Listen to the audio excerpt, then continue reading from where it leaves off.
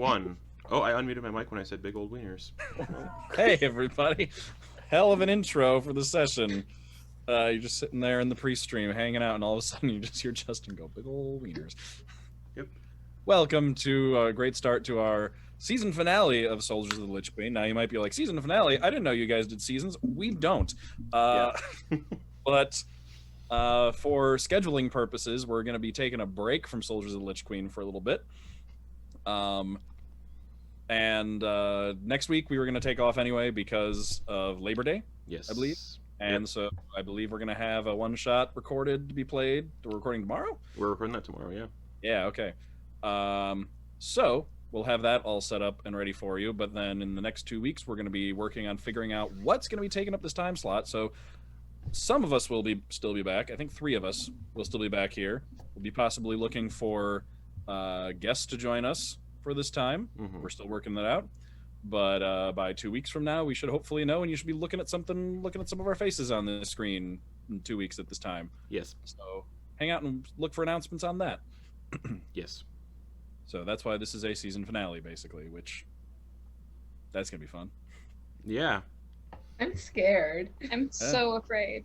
So We're Justin, in emotional danger. I'm Justin, in danger. I'm in danger. Before we get into it, any channel announcements you want to talk about? Yeah, speaking of getting scared, tonight at 10:30 p.m. Eastern Time, we're back with Call of Cthulhu, the Nightmare Society. Our second session as they're investigating the creature that they've already stumbled across, and they know what it is now, and it's not werewolves. It's still kind of a werewolf. Furries. No. But that's 10:30 p.m. Tonight. We're going to continue that. It was so much fun last week. I'm excited to get back into it. Thursday nights, we will be starting Icewind Dale, Rime of the Frost Maiden, the new D&D adventure module coming out. It's horror and it's set in Icewind Dale. So if you like spookies and you like snow and ice, then come check it out. We were originally going to start on the 17th of September because the book comes out on the 15th. But based on some stuff and needing to find cast members and also maybe reading up on the book might help before we dive right into it, that'll be premiering on the 24th of September instead of the 17th. Also, please check out our podcasts on Podbean, Apple Podcasts, Spotify, wherever you get your audio tingles. Tingles? I hate doing announcements. Also, if you like supporting creators, indie creators possibly, hi, that's me. I have a Ravenloft set adventure on the DM's Guild called Ravenloft Sorrow on the Sea that you can check out. It's like $6 Canadian, so it's probably like $3 American. That's how that works. It's something like that. You can check it out on DM's Guild. It's like a 32-page adventure set in Ravenloft. And I had a lot of fun writing it because everyone you see here cameos in it. Not just their Soldiers of the Lich Queen characters, but they themselves possibly. So if you want to check it out, you can possibly find their graves. Also, it's really fun, and I might run it for this group at some point in time anyways, so they can stumble across their own graves, which is very fun. And speaking of that adventure, Justin, isn't something exciting happening with it? Speaking of it being streamed? Oh, that's right. There is a channel actually streaming that adventure. Let me pull up the channel name so I can actually send them some faces to watch it. Oh, we should raid them at some time. We should raid them at some Yes. point. We get so many raids. We should. Oh my god, I feel so Do you bad not that I know didn't what a think raid about is? this. I don't understand any of this. I just show up. Check out Polished. It's a mood. Check out Polished Cryptid on Twitch. I don't know. I can't remember what day of the week. 2 days ago was when they streamed it. So that's Friday. They're streaming it Fridays. So it's really cool to check out. Very surreal and weird to watch other people play something you made in D&D. It's a very surreal feeling. So go check that out. It's really cool, and I'm excited to watch them play through an adventure I wrote, and I'm just very excited. Yeah, all right. So shall we get into it then? Yeah, okay. All right. So y'all had a lovely time at the Peach Festival. You had a great. Nothing bad happened. Everyone had a lovely time. I mean, the only things bad that happened were all yourselves. That's fair. Some of you tried to kill each other They do be briefly. choking. Sid and Ilvum both almost choked to death on separate occasions. On a peach pit and some pie. Drusilla tried to kill Hannibal. What else is new? Attacked, physically attacked. Didn't. There was no intent to end his life. I don't think. Well, it didn't happen. So, yeah. And then they had a good. Drusilla had a lovely evening, hanging out with Elyon, the Loxodon priestess of the Silver Flame in the village, or in the town, bigger than a village. And then everybody went to bed in the town inn before they were going to head off in the next morning. So y'all wake up in the morning, you're down eating some breakfast at the table. There's a lot of leftover peach related food for breakfast. There was just a lot of leftovers the day before, and with a lack of general refrigeration, that stuff needs to get eaten. So pretty much it's leftovers for breakfast. Except no one champions. Hell yeah. No one is eating Hannibal's curry because it got thrown into a pig pen. Yeah. Also causes someone to violently sneeze feathers and may turn things into chickens somehow. That's life. Yeah. So Shit happens. that's where you find yourself in the morning. Xanorn has managed to, or Xanorn, while you're eating, is counting out the money from the elephant rides he hosted yesterday, and with a pretty sizable town, and during a festival, he got a lot of business. So, he tells you that it is an amount of gold and some silver, or it rounds up to basically gold with some silver on top. He asks if he can just he's like, can I just do you mind if I just take the silver off as my percentage for that? Just so it's a nice even number for you. Yeah, totally. All right. Then we got yesterday 24 gold pieces. Oh, dang. Nice. Putting that straight into the house fund. Exactly, correct. Who has the house fund written down? Okay. Hannibal does. I also have it written down, but I would love to not be in charge of it. It'd be really funny if no one had it written down and you all just assumed someone else was, and you were essentially just shoveling money into a black hole. The money's going nowhere. That's me every night. How much do we have in the house fund right now? No one 24 gold. No one appreciates my joke. Is it just no? I thought there were way more. I made a good joke. Justin's too hung up on his joke, no one appreciating his joke to tell you what the house fund It's is. 24 gold, right? Yep. So we're at 224. There... And our communal gold that we share amongst each other is 30.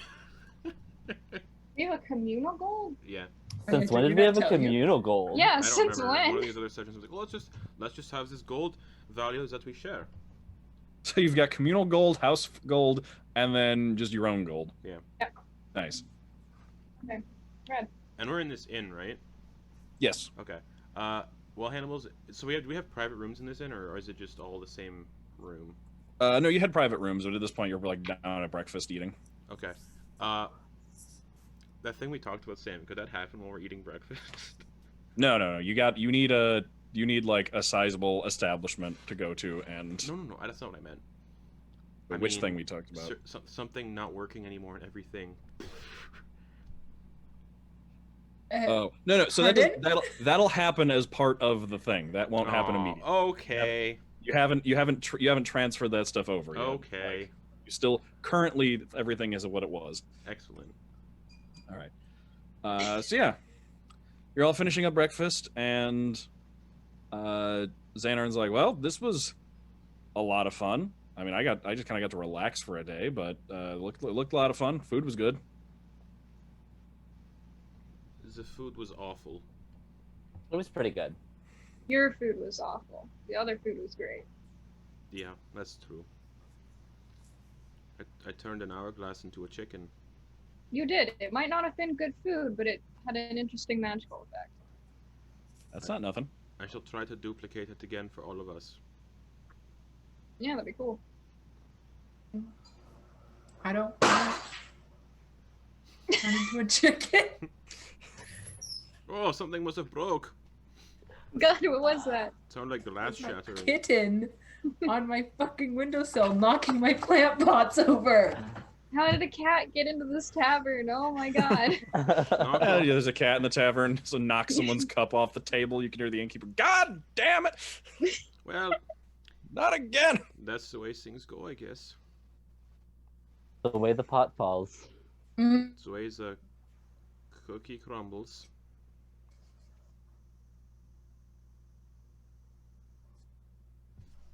So, you have fun last night? Mm-hmm. You get a little time dancing?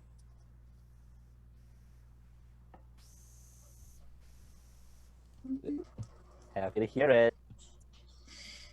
I'm happy that you're happy to hear it. Question mark. Okay. I don't like the look on your face. What are you I'm not planning planning? anything. I'm just Okay. very happy. You come by the time you come over, they're like, oh, the father's like, oh, thank you. No, but we're almost done here. But thank you though. Well, now the festival's over, we got to start taking the harvests out to, well, start selling off the goods. This batch is going south to Bastion. Is that where we're headed? It is, yes. Are you planning on leaving immediately? Well, pretty soon. As soon as we get these last couple crates on and we, go grab a few things from home, we're about to start heading out. Would you perhaps want some company? Me and my party are planning on traveling that way today. Sure, wouldn't say no to it. More people on the road is always preferable. All right. Awesome. I will let them know we're staying over at the insert tavern name here. I think I told you a tavern name. I've forgotten what it was.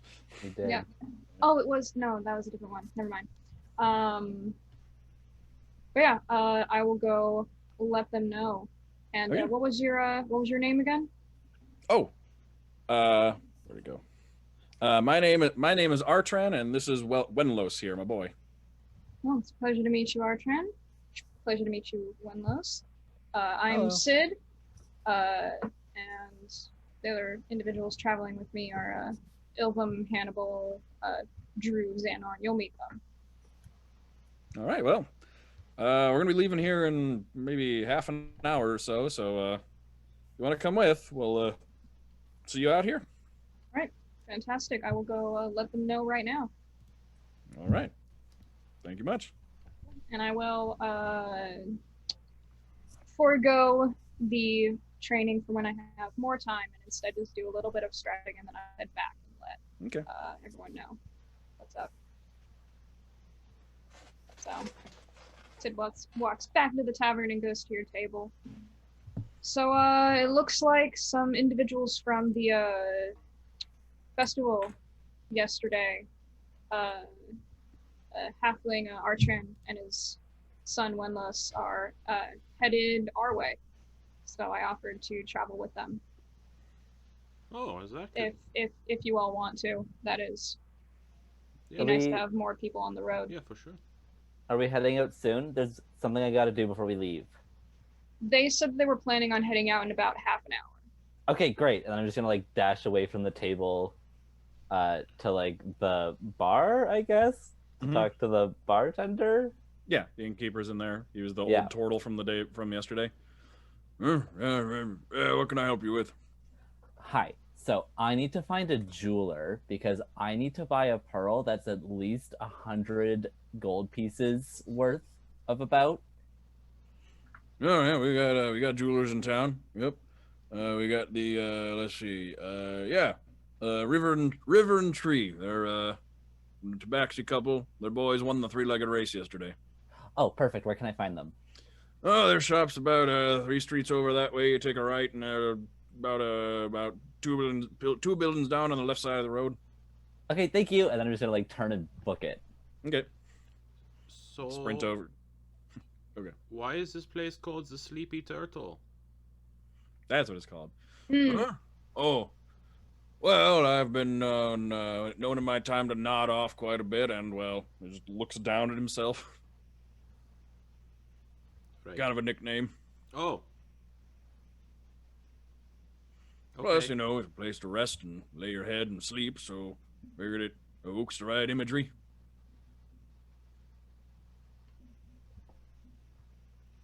Yeah. All right.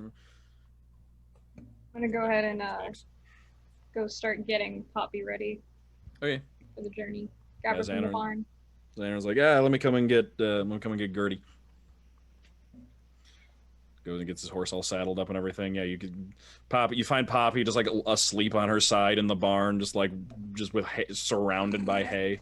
Looks like she's like used her trunk to kind of pull it in around herself to I make a love her bed. so much. I love her. I would die for her. I would kill all of you for her. Same. That I would gladly die by your hand for her. So it's just gonna like quietly like walk up and just sort of like sit crisscross applesauce by her head and just sort of like gently like stroke her trunk until she wakes up.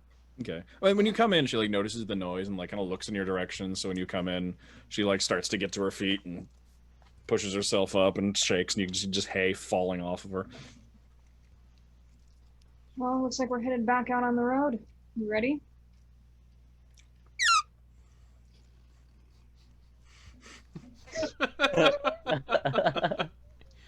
Oh man. Oh, someone had a squeaker. All right, I'll get her ready and then I'll Okay. take her out to the square. Yeah, it takes a couple of you, but Xanorn comes with. So between the two of you, you can like someone gets up in the loft, so you can like get the giant saddle onto her and like strapped in and stuff, and then he gets his horse all set up and saddled up and everything, and you can bring them both out into the square. Ilvam, you run down a couple of streets and manage to find your way to the jewelry shop. It's a pretty small, like pretty much one room store. Just gonna like burst through the door if it's open. I don't know. Yeah, how it's like early it is. looks like they've just looks like they've pretty much just opened. Like the sign is freshly turned from closed to open, basically. So I just kind of burst in. I'm like, hello. Oh, hi, hello, nice Hi. to meet you. Hi. The name's Ilvam. I'm looking for a pearl. Okay.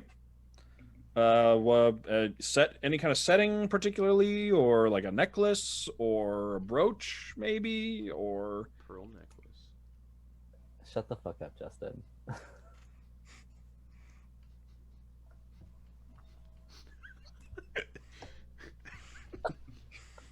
God damn it. I hate you. Okay.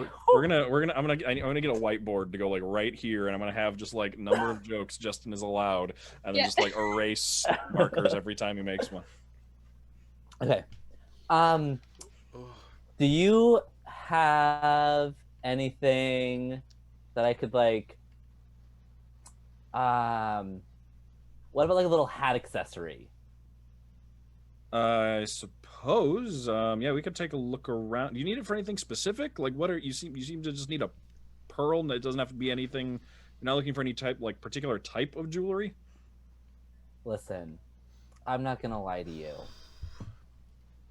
I don't know why I need the pearl. All I know is that Hannibal said he needed a pearl. And he's pretty intense about his hats. So Okay. So it just needs to be a pearl. Any other specifics? I think he said something about like it has to be a certain worth, like 100 gold pieces worth of pearl. Okay. Yeah, we hear about this sometimes from people that pass through. Something to do with spell casting. Okay. Yeah, we can. So it needs to be a pearl worth 100 gold, and needs to be a hat accessory. Yeah. Okay, let's look. Let's see what we can find here. And they go looking around their stock, and yeah, a couple minutes later, they come out with a hat pin. It's like a pretty long hat pin that like the end kind of like loops around almost like it's been bent into a loose knot, and then it has a pretty large dark blue feather attached into it, and there's a large pearl set into the top. So here you go. This should do it. Perfect. Thanks. That'll be 120 gold pieces. Sounds great. I'm taking it out of the house fund. Okay.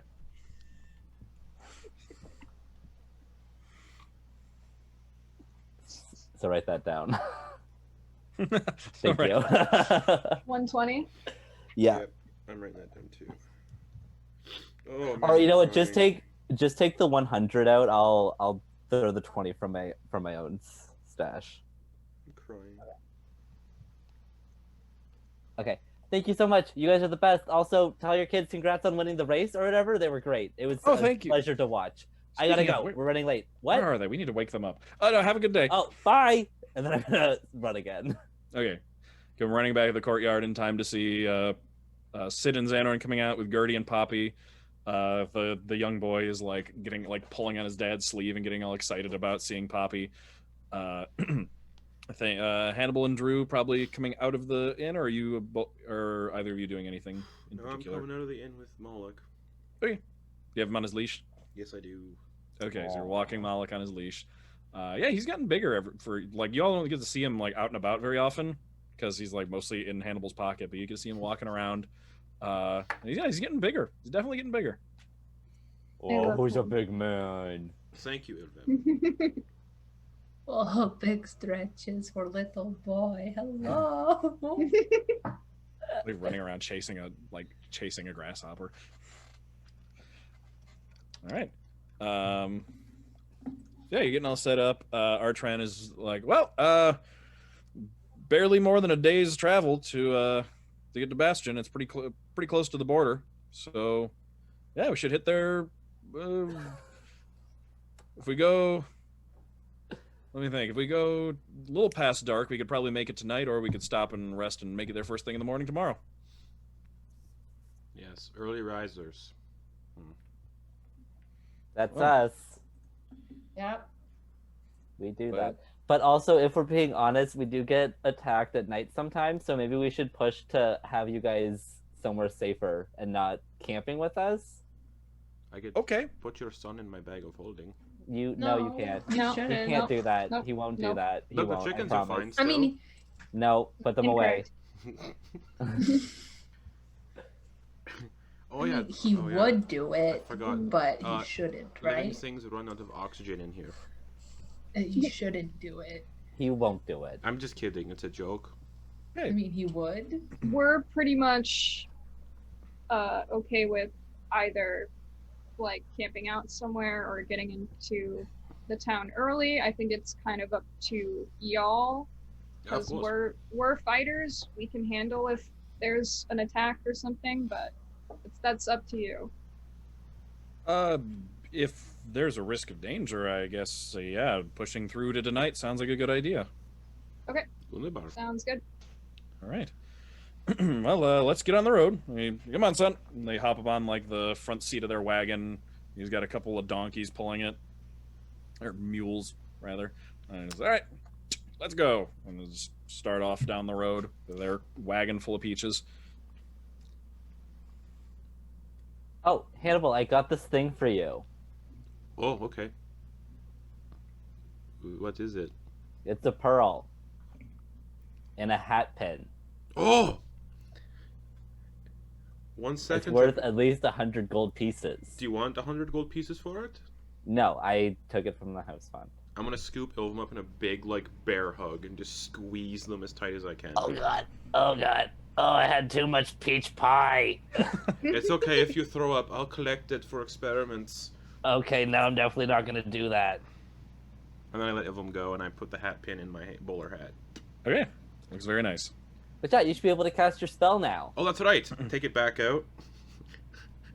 And because I collected something that I want to identify, Samuel, Mhm. while we're All right. traveling, we'll do it while we're traveling. I'll actually cast Yeah. Identify. Okay. What is it that I wanted to do it on? That weird armor I grabbed from the Revenant. Oh, that's right. The thing that pretty much shrunk down to the size of a Yes. bracer, I believe. And I'm going to give Mhm. Ilvum back their breastplate. Okay. Oh, Where did I yeah, put fair. that? Thank you. That is If you ritually cast a spell, it doesn't take up a spell slot, right? No, it does No. not. No. correct. Cool beans. It just takes 10 minutes. Excellent. Ilvam Just is now 10 minutes, Hannibal. isn't it? Annette. Oh, Ilvam is now Hannibal's favorite person again. Oh no. Okay. Oh, I thought it was because of the in it. Annette. That's it. That's all. Okay. So this is a me item. This isn't a. Oh, You do okay. the identify. This is not a D&D Beyond item. It is a +1 bracer of variable armor. Ooh. Basically, it's a metal bracer that you put on, and then once it requires attunement. Once attuned, you can use an action, and it will transform into any kind of armor you want. That is a +1 magic armor, basically. Okay, I'm gonna relay all that information. Okay, so who wants it? Can I please have it? I toss it to Ilvam. Yes. So yeah, and as an action, you can just retract it back to being a bracer as well. So you can just like action, and it basically just you kind of saw it in reverse when you killed the Revenant, where basically all of his armor just gradually shrunk down, like plate by plate, just sliding into each other until it was just into the bracer. You would assume that when you use it, it works in reverse. Sweet. Anybody want this breastplate? No. No. Better without armor. I think I might Xanon. be able to. Xanon. Yeah, that might be helpful. Yeah, actually, now that I think about it, I'd appreciate that. Yeah, you can have the breastplate. Oh. Thank you. Ugh, I slowly- hated having to like wear armor all the time. Oh, I know that feeling. Just slowly. Yeah. All Look right. at me moving my arms now. Yeah, he starts like strapping it on. He's like, well, I'm just gonna slowly start equipping myself with your hand-me-downs, I guess. So here's the best thing I just realized. When we stop for the night, I can make us dinner. I have chickens. I have a bunch of other spices that I bought that are still in my bag. I could probably borrow some of their peaches, and we could make like a baked chicken cobbler. That sounds nice. I do think that the plan is to continue on until we get there, to like go a little bit through the night. That makes more sense. I think that's the plan. I'm I- pretty sure that's the plan. I can cook while we travel. I'll try not to spill any liquid on anyone, like hot soup. What Yeah, I'd if? say try not to like hurt Poppy. Yeah. What if? What if? What if? Oh no. We use Ilvum's old breastplate. I use heat metal on it. Oh, And then cooking. but we don't want Vessel. to burn anyone with it, like Poppy. Well, he can take it off. No, I mean we don't want can to. put like blankets underneath It'll it. probably burn. Through, Insulation. it'll probably burn through the blankets if it's glowing red hot. Yeah. Well, then use your little like magic hand to hold it. I don't think my magic hand could hold that. I can only hold 5 pounds, and this thing weighs 20 pounds. Drew, you do know actually. Okay, so when it comes to applications of magic, I do generally allow that you can like do alternate uses of magic with like a check involved. For example, like I'm gonna for example, I think you tried to do it with grease. Yeah, for with example. poo, with Moloch's poo. Yeah. So Drusilla, you could attempt to cast heat metal, but basically like tone it down, like control the heat a bit more, and like tone it down to like an amount where it could cook something, but it wouldn't like light anything on fire. It's worth a try. That's all I'm But- saying. Just like Xenon just got this breastplate. What if you damage it? Yeah, or I get like chicken fluids all over it. Well, that's a you problem, and like you got magic to clean. Like, it'll be fine. Not if we ruin it. I won't Yeah, what if you ruin it. warp the metal? What if you like just Melt burn it. off the leather straps? I won't burn off the leather straps. I mean, I don't really mind. You can try it if you want. Like it's free for me regardless. So I mean, I'll, I like He's I okay also with have it. like a mess kit that we can actually use for cooking, That's what I'm saying. We could do as it. it is Then why designed. didn't you say that? I never use it. I forgot.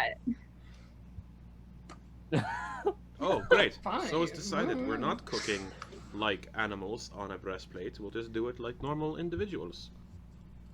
are you still gonna try and are you still planning on trying? Or Xan order us.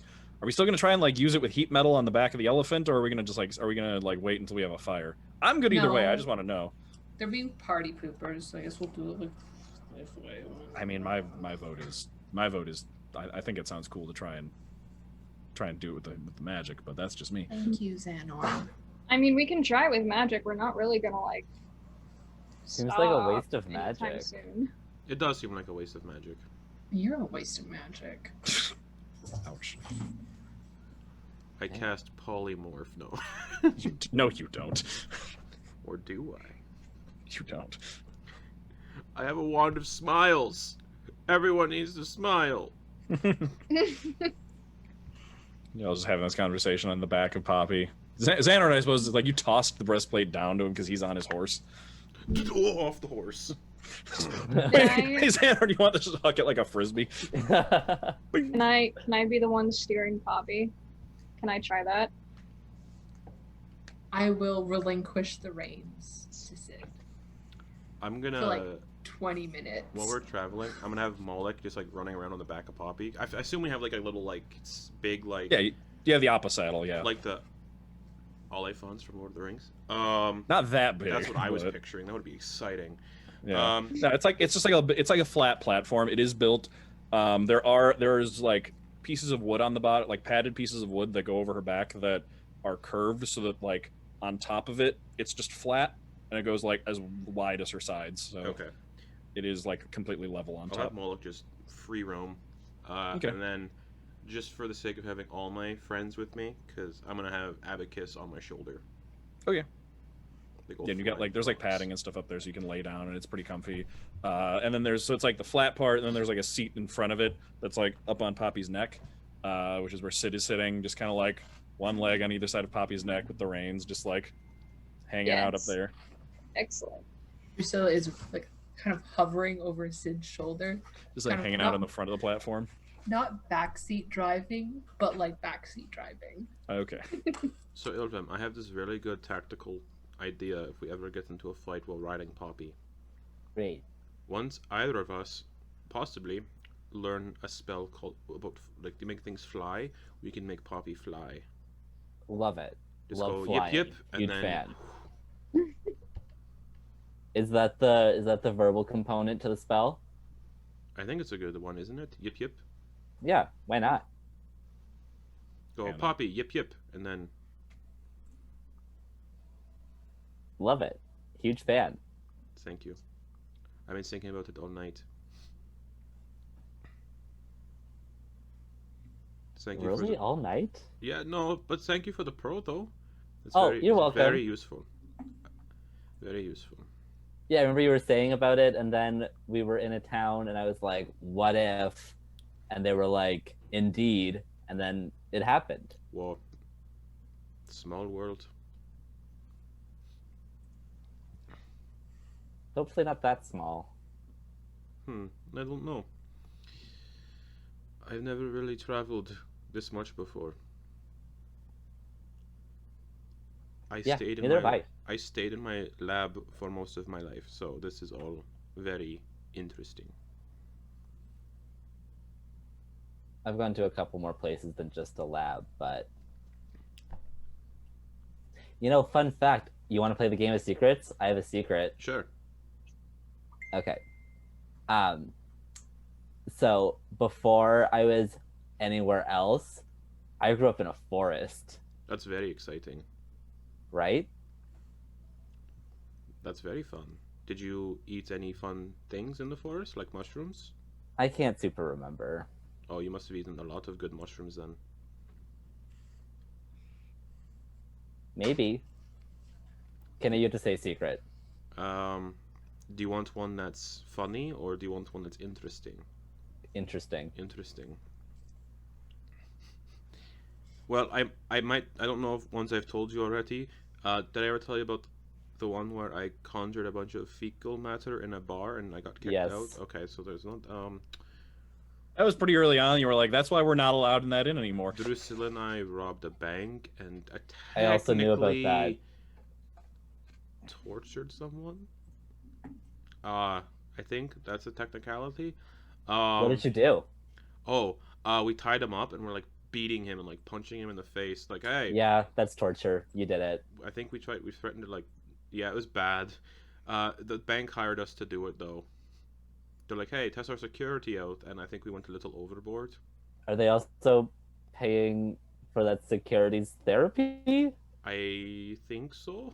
I believe that was mentioned. Yes, actually.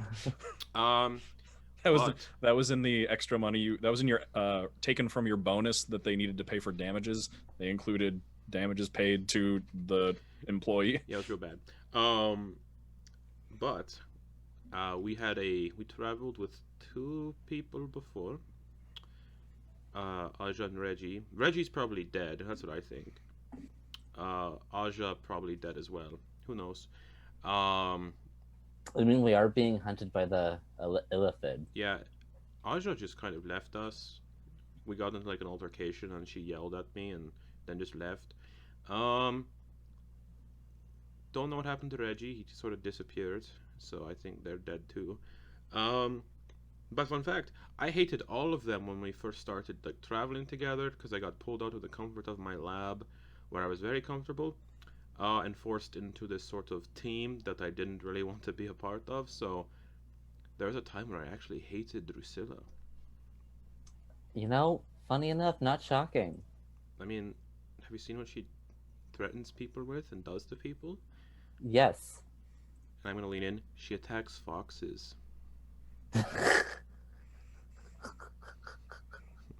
It's true, I've seen it. Yeah. Oh man, she deserved to be tied up for a bit. I concur. She's like a little goblin. She needs to be. You need to give her a firm sort of hand sometime. Just, she's like a child, and I can't believe you tortured somebody. It was Drusilla's idea, or was it my idea? I think it was my idea. It was your idea.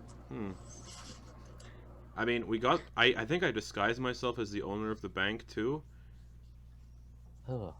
It was a bad time. Drusilla was not doing so well at, sneaking around the bank as a spider. She's never really good at, she never really turns into animals all that much. So you can hear like all of this, by the way. But I'm sitting like 8 feet away. But we tortured somebody at the bank, and I really don't know why we did. It's all hazy, and I kind of forget. It was in Pyre, by the way, we did that. Great.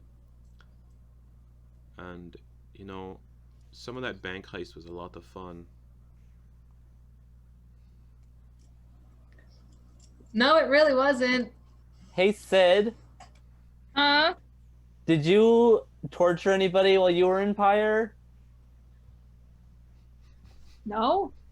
Okay, so yeah, 50-50 for not torturing in Pyre, Not great odds, but not like the worst. Is there a reason you Xanorn yells up from the horse? Is there a reason you qualified in Pyre there? Nope, no reason, Xanorn. Thank you for minding your business. Oh, technically, I think I've tortured more than that bank teller now that I think about it. Oh. There was this person near our enclave who I lured into the jungle and knocked them unconscious and cut off their earlobe for some reason. And I don't exactly remember why I did that. Probably because you wanted to put it in a jar or something. I think I did put it in a jar. I think I still Maybe have we should it. pay for your therapy. Yeah, I think traveling with you has all very helped me out a lot. I feel much more relaxed. What do you? Hey, Xanorn, did you torture anybody in Pyre? Yeah, Xanorn. I have not tortured anyone in Pyre. Xanorn. What about outside of Pyre? Yeah. You all first. Okay. Yes.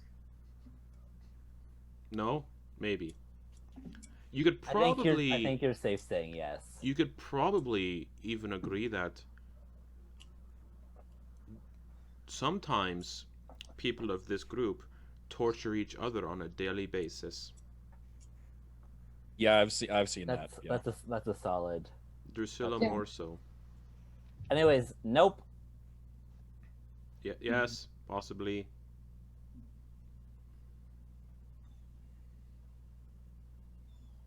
Sid, are you going to answer the question? What about me torturing people? I don't know.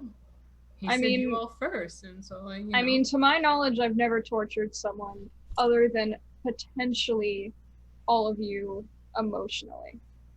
I don't I have got an- emotions. I got an unnatural 20 on my deception roll for the not having tortured anybody. Oh Insight check. See if I can get a natural 20. Roll it. Nope. All right. I believe them, so like I don't care. Wow, Ilvlam, you're probably the best of us. That's the Halo. Xanorn says, I mean, it was a long time ago, but Yes. This is a story, and I need to hear it. I'd rather not talk about it. Game of And Secrets. he pointedly looks up at the wagon in front of them with the child in it. You want to know what? You Okay, tortured a child. we'll table this. No, Hannibal, A child. No. child. Okay, you want to know what? Oh. I respect that. We'll table this conversation. Okay. Tabled. How exciting. Put a pin in it. That's a Dungeon This Dragon, so to speak. I've never heard anyone say that ever. Not once that, yeah, I've never heard of that one either. Xenon. Really? Honestly, dragons are really big. They wouldn't fit inside a dungeon. Xenon. Yeah. Yes. Are you an illithid? No. Can you prove it? I got. Look, there's nothing around my mouth except for like a little bit of scruff. Can they shapeshift? Probably. I don't remember. You've all been okay. Hannibal would know. You've all been educated on illithid. Yeah. Hannibal would certainly know. No, they cannot shapeshift. Like unless they're, you would know that unless they're an Alhoon, which is a illithid that has spellcasting capability. That's undead. Are Alhoons undead? Yeah. But like Okay. Xandorn can forget what cast spells, everybody. I forget what the ones that are called that can shapeshift or that can not shape. That can spellcast and are alive, or if there's a name for those. But they generally Shut the fuck up, Justin. arcane magic is generally considered an abomination among illithid. So like, Mm. if he was an illithid, he would not be welcome among them. Huh. That's why he's running from Pyre. Exactly. Xanorn, Yes, what's your real name? that is my real name. What's your last name? Don't have one. Me neither. Same. Nor do I. Sid does. I do. It's like peasants. yeah. My family can afford a last name. I It's don't- like, oh, I'm hanging out with the brokies. I don't have a last name because I I am don't. the bourgeoisie. I don't know who my family was.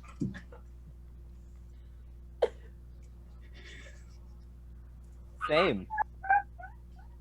So, where are we? What is this wonderful area we find ourselves in? You're making your way across the border actually pretty quickly. The town Nice. you were just in is pretty much right on the southern border of the nation of Deerluth and opens up into the nation of Kulamyar, which I'm trying to think who would Sid's probably the one who would have the most knowledge of the like politics of this area. Kahlua. Which basically this used to be a human nation. And you can see the distant signs of that as you cross over the border. You can see places where like the road branches off as you're going throughout the day. You can see old signs, you can see buildings. All of them are like the roads are like overgrown and haven't been used. Like they're dirt roads that have basically like gradually started to get filled in by like creepers and grass and shrubs and plants and stuff. There's just like bushes just growing up out of the middle of the road for some of these. Farmhouses, buildings, whole towns that look abandoned and like the roofs have caved in. It looks like this entire country was abandoned a couple hundred years ago, which Sid would know is actually what happened. This entire nation collapsed a couple hundred years ago, and pretty much everybody just ended up having to either leave or died, and pretty much fled into the surrounding nations. For a while, it was pretty much abandoned and empty. Gradually, over time over the decades following that, large numbers of Furbolg and Goliath tribes moved in from the surrounding forests and mountains and started kind of just like filling in the space and taking it over as their territory. The city of Bastion wasn't even the capital. It was the largest coastal fort city, and a like descendant of the ruling family of this nation, who had like his family had fled north to a different country, basically got a bunch of money together and decided like, I want to try and like rebuild. I want to try and come back to the nation my family had and like do it again. So he got together an expedition. They came, they put together enough boats and people and supplies, and were able to push into the city that is now called Bastion, renovated it, rebuilt, and just got it back up into working order again. However, they encountered serious problems in the attempt to resettle this nation and reclaim it back like into a kingdom, because the amount of Goliath and Furbolg tribes that had moved into the area were like basically like, no, this is ours now. And so there's kind of just a long ongoing conflict between the city of Bastion, which is like attempting to expand and like build up towns and villages and like farmland again, and the Furbolgs and Goliaths that have moved into the area since then, basically being like, nope, we're not here for that. Get back. So that's just a kind of a constant back and forth. Mm. And what was the name of the nation that collapsed again? The nation that collapsed. Actually, I'll put it in the chat so you can get the spelling. I'll put it in the Sick. Twitch chat. Thank you. So everyone else can see it. Kulamyar. Kalua. Sure. Sick. And then what was the guy who rebuilt Bastion? That is a good question. Let me pull that one up. Cool. Sid's Sometimes just sort of relaying all of this information just casually as we're like traveling. Give us all your world building notes, Sam. I've got a lot of them. I keep an entire website. Me too. Oh, sorry. Actually, I take it back. The nation was called Parnal in the past. Kulamyar is the name of the region that has been given since then. Mm. Okay. Cool. Very cool. Actually, where is it? I don't know if okay, I need to figure out where I put that guy's name, but I'll find it for you. Yeah. John Smith.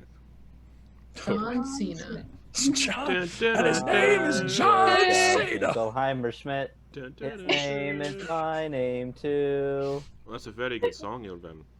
Thanks, I'm a bard. Me too.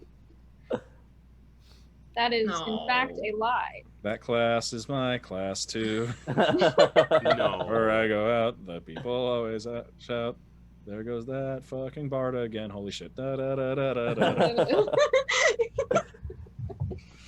Okay, I've never heard that version before. so you're making your way along this road. This road's the one that pretty much goes straight south along the coast. Weaves back and forth away from and closer to the coast over time. This one stays pretty much well-traveled and packed down and not overgrown, because this is the main thoroughfare of supply down from Diraluth and this Arclight Covenant down into the city of Bastion, which Sid, you would also know, is a pretty significant port city, mostly because it is because of the fact that this entire country has collapsed. It's the only port city between Pyre and Kukui, which is a very large seafaring nation. So like this is pretty much kind of a necessary stop in any southward travel along the sea or by land. So it's built itself up as a trade hub, at which trade and travel and people passing through is pretty much what keeps it alive. Sick. It's the remix. Yeah. So, anybody have anything else you want to do? You pretty much you're going to get there after dark tonight. So, anybody have anything in particular you would like to do as you travel? Nope. Yes. So like, are we passing by like flora and fauna, like trees and shrubs and all Yeah, the terrain appears to mostly be, especially in this area, a very like rocky, kind of jagged plains for the most part, like really, almost like Scottish Highland style with like just like the long scrubby grasses and like bits of rock kind of sticking out, just like bare rock sticking out in places. But you can also see like trees and forests at a distance, and like a couple places you pass by some more dense wooded areas. Is anything perchance looking familiar? The terrain, especially as you like right as you cross the border, like the northern side of things, as you're looking, uh, as you're looking to the east, yeah, like the distant mountains, especially that you can see from here, like that mountain range does look familiar. Okay. Mm-hmm. Okay. Okay. And I think at some point you looked at a map and found that there is a rather large forest to the east of you, basically, that forms, like, aside from the stretch you're passing through of the border, that like the rest of the northern border between Kalamiar and the nations above it is a rather large forest.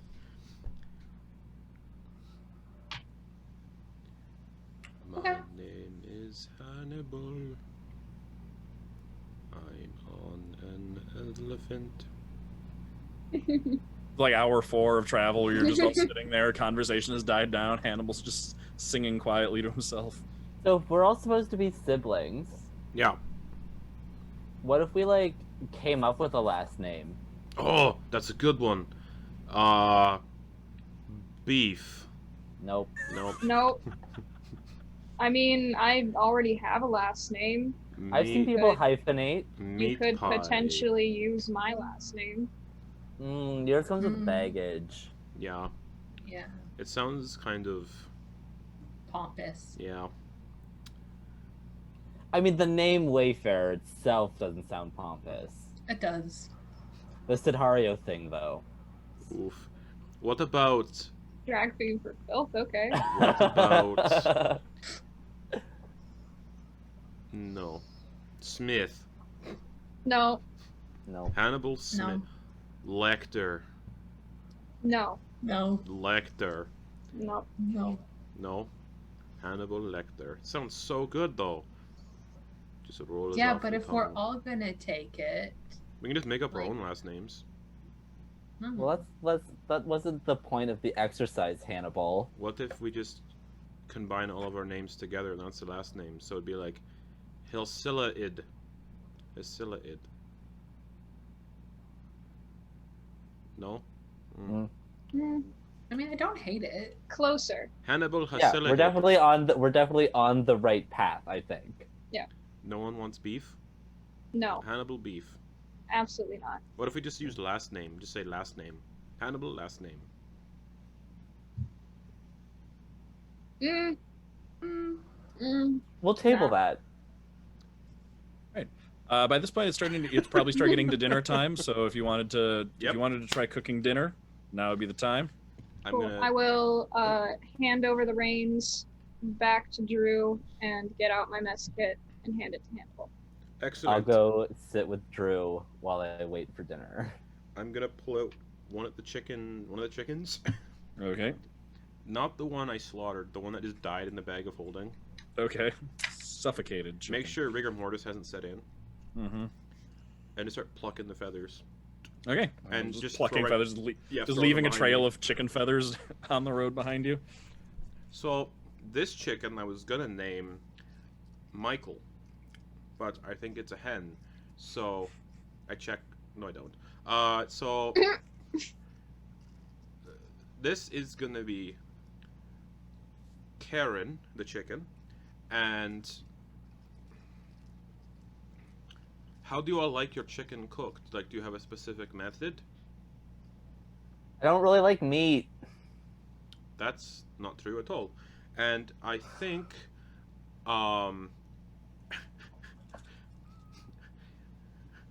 I think, I'm so sorry. Justin!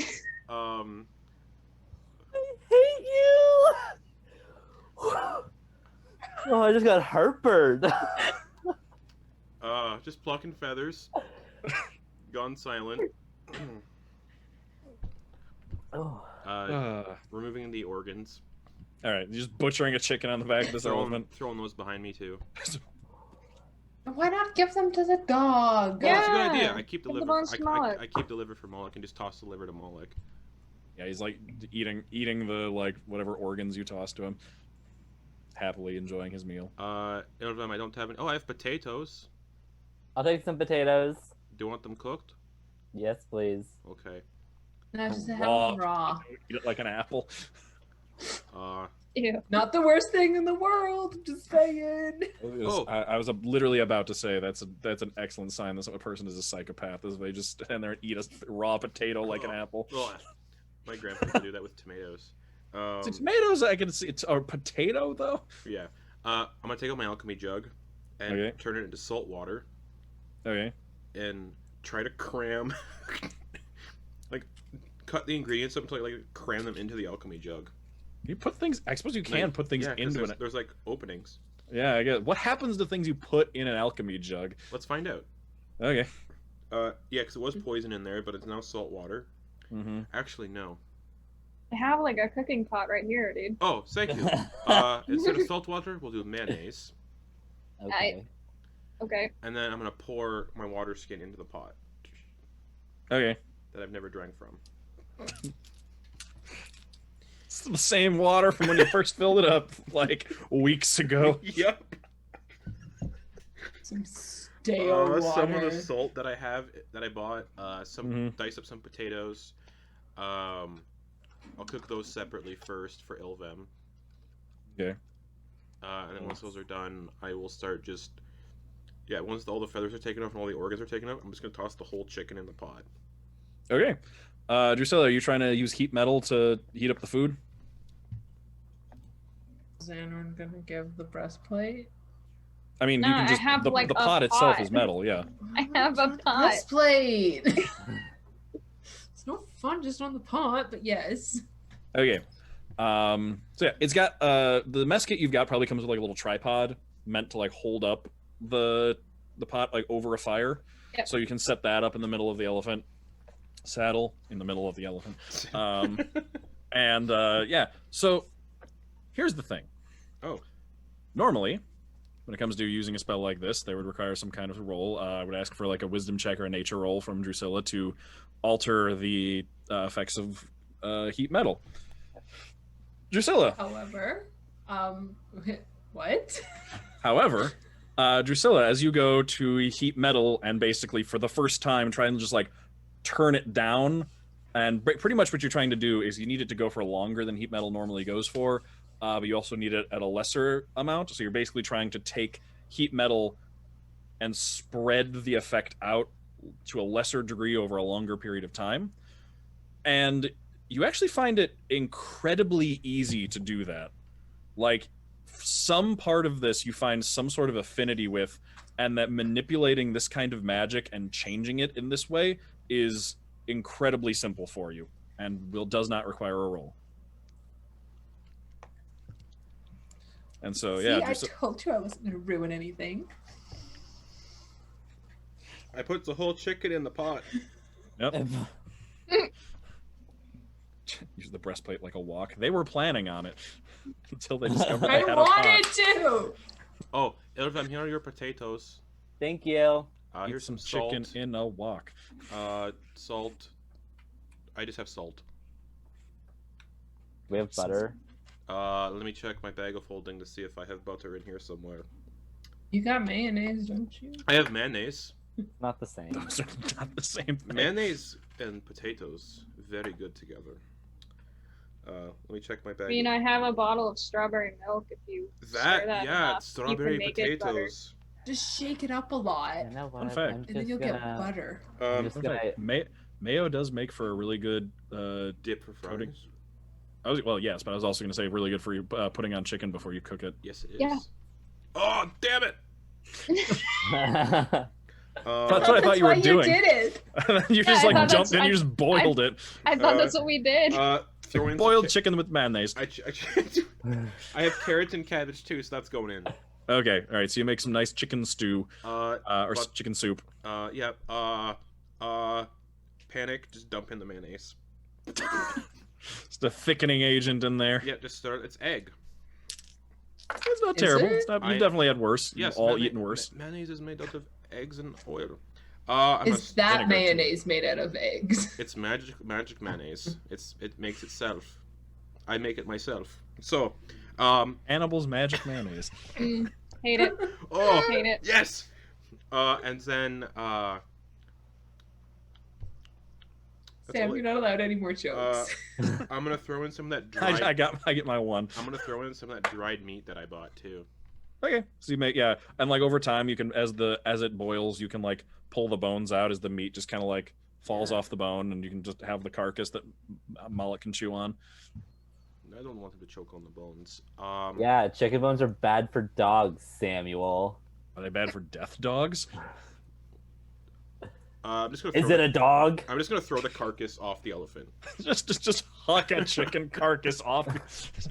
What is littering? That word hasn't been invented yet. So It's decomposable. We're So- just starting a compost pile. Somewhere along this what has the trail. environment ever done for me? dinner's ready. A lot, actually.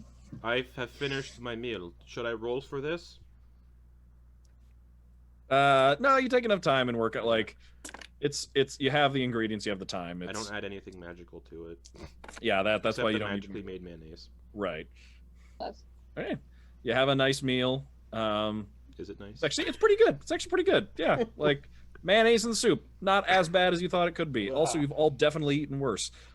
Yeah. Yeah. Sid's probably the one with the most standards in terms of food. It's better than that sparrow Just in sandwich general, I to made. be honest. Much better than that moldy sparrow sandwich I made. Yeah. I don't complain about food because I've never been allowed to before. Ooh, ow, that one hits different. Yeah. What should I do with the rooster that I have? You can hold on to that. It might start rotting. It's No, been in here. you It's been take in it this apart. bag overnight. That's gross. But, like, also, whatever, you know? Maybe I could turn it into something else, like a hat. Please don't. No. I could I mean, I could turn it into a rubber chicken. Ah! Well, Wait, I- so just to confirm, this chicken that y'all are eating right now suffocated in the bag of holding. correct. And then the rooster, I slit its throat at the pie eating contest. So you're telling me that you choked this chicken? I did choke the chicken, rather hard in fact, and then I made magic mayonnaise after. How to mute another person on Zoom. I Okay, I can do that. I know. So y'all eat dinner. You have a nice evening.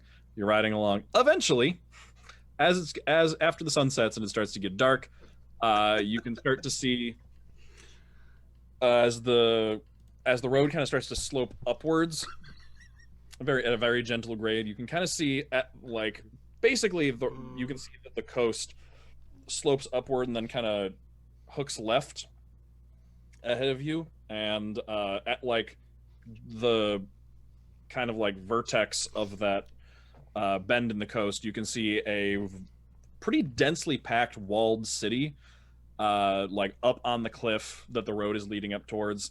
It looks it is like tiny compared to Pyre. Pyre is competing for the largest city in the world. This used to be a fort.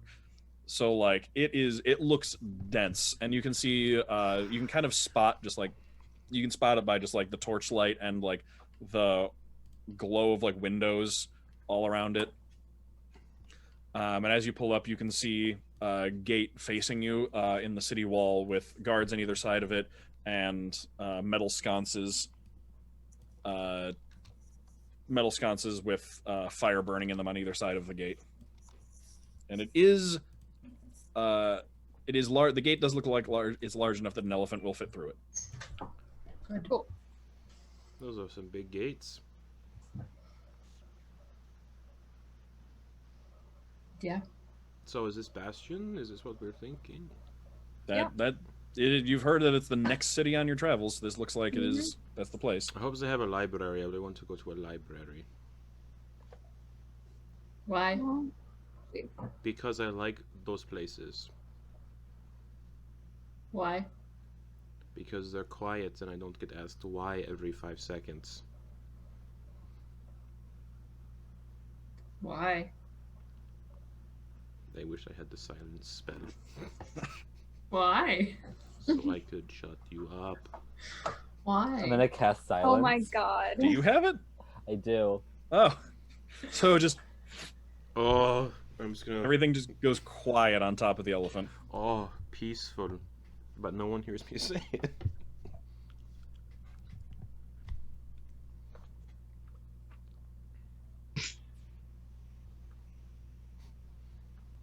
Anyway, that was Xanorn. Love it. Anytime I Is just he finally telling the story? yeah, he just started talking. Yeah, so you start approaching the gates, and as you're going, Artran leans back from the wagon up front and is like, "Yep, this is Bastion." Do we hear him through the silence spell? Oh no! So you can see him turn around and start like saying things and pointing, and he's like pointing at other stuff and like I'm gonna talking to drop us. it. He's like, and up there's the keep where it comes in, and down around there you can actually see the harbor. So yeah, thanks for coming with. It was a nice, safe trip. Yeah, we totally heard No that. problem. We totally heard everything you said. So yeah, you get up to the gates. He and his son go up first. You can see the like city guards are just one standing on either side of the gate, each with a pike. One of them comes up to him. They speak back and forth. He points back to his cargo. They go and open up one of the barrels, nod, shut it, and then let him into the city. And then you all can pull up behind him. One of the guards is standing like down, looking up at you. They have like almost like basically like bullet-shaped helmets. Like they pretty much like come to a sharp point at the top, with a chain, basically like a chainmail curtain almost that goes like around their head and hangs down around the back, with a nose piece down the front, with a very just like simple gray armor, and a insignia of a shield in the middle of their armor with a pike. And he looks up and says, "What's your business in Bastion, folks?" People. We're traveling towards Kukui. This is just a stop. All right. Will you need a place to stable your elephant? Are we sleeping yeah. in Bastion tonight? Are we? I think we should. I mean, it's late. We should let Poppy rest. Yeah, if you don't mind. All right. Yeah, there's a few places. We usually don't see elephants coming from the north, but there are a few places that can accommodate you. Is there anything you need while you're in town? Library. Library. We don't have necessarily a library per se, but I think the main keep has some kind of library there. You can speak to them. I think they allow the educated to come in and look at the books. Oh, I'm very educated, so that would be very useful. All right, just inquire up at the main keep, and they should be able to let you in. Thank you. Anything else? No, I think that's it. All right then. Welcome to Bastion. The streets are kind of Thank you. cramped, so most of the first stable you're going to find. The stables are all on the outside wall here, so the first one you're going to find is that they can stable an elephant is just a few doors down. I like Yep. your helmet. Thank you. I think that, what is that? Is that Janissary? I think is that one thing? Yeah, almost like a Janissary helmet. Sure. Cool. All right. Have a good night. You as well. Welcome to Bastion. You as well. Okay, and he steps We aside. can Yeah, never come back now. What does this helmet look like? Okay. All right. Right, cool. Go stable Poppy. okay. Like it's not like as tall as like a Gondor helmet, I think that's Gondor that has like the ridiculously tall Oh yeah. helmets. Yeah, it's not like that. It's like it's shorter. Okay, so yeah, you can find there's like a number of stables and things. You can as you get into the city, you can see that it is dense. It's pretty much you can see it looks like it's beyond this first street that runs along the outer wall. It is buildings are kind of like packed on top of each other, almost in layers. You have like San Francisco-esque like steep streets Ugh. that go up and then wind into each other, and then buildings like built up almost like stair steps up onto this hill, and like some even look like they might like it looks like what is like someone's first floor is the almost like the basement to somebody else's first floor above them, and like everything's just stacked on top of itself more or less. That's awesome. This place, it looks like they don't have a lot of space, so they are making do with what they've got. And yeah, you can make your way over, and you can see several large, like walled-in paddocks, basically, and you can actually like hear sounds and like see a trunk or two sticking up. And it looks like they actually have other elephants stabled around here.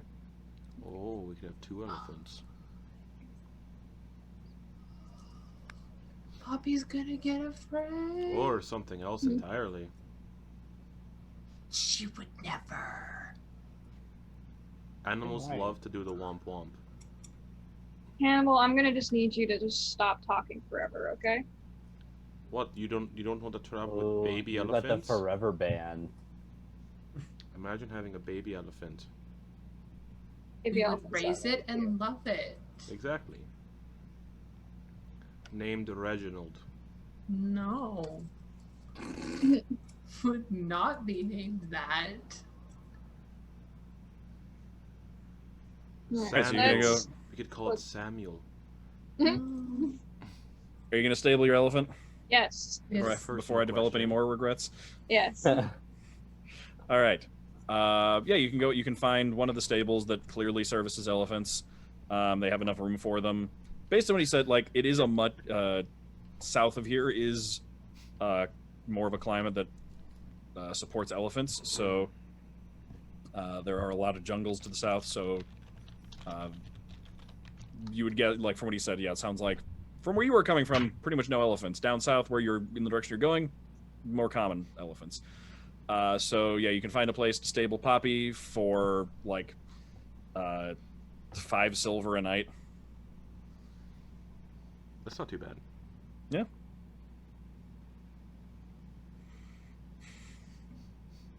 So about this hypothetical jar that we're gonna get. Yeah, we need to work on that. Okay. So, Oh, what? you go ahead. I was gonna say, so you can stop in, you can get Poppy set up in a stable, Yes. they'll feed and provide a place for Poppy to sleep. How much for the night? 5 silver a night. Okay, I'll do that. I'm gonna actually go find that library. Does Okay. anyone want to look after Moloch for me? I don't really want to I bring will. Moloch in. Okay. I'll go Here- find us a tavern. Okay. Here's his leash. Okay. Okay. Okay. All right. Okay. Oh, Sounds good. Ilvem, do you want to Okay. walk? Ilvem, maybe we can go in the same direction. sure. We can talk I don't know where any inns or taverns are, so might as well. Yeah, we'll just see if we can find one on the way. On the way. On the way. And then we could talk about pranks. Okay, so we're all gonna go to the library / look for a tavern. Oh, if we're all going, then I can have Moloch back. Oh. I think Hannibal was saying he was gonna go look for the library. Ilvin was saying they were gonna go Yeah. look for a tavern. I'll help Ilvum look for a tavern. I'm gonna take Moloch for a walk around town. Yeah, Stretch his legs. I've never been here before, so do you mind if I can come with and take a look around town? Sure. Okay. Just don't get too close to Moloch. Let him I lead got- the way. I've gotten that impression. Yeah. Moloch is the best. He very much is, and I love him very much. Well, Okay. I guess it's me and Abacus then. All right. So it's Ilvim, Sid going to look for a tavern, Hannibal going to the library, and Yep. Drusilla going to, or Drusilla and Xanorn going for a walk. Yeah. Okay. I walk So along. Hannibal, you've got the most direct destination here. Sweet. So yeah, you can see.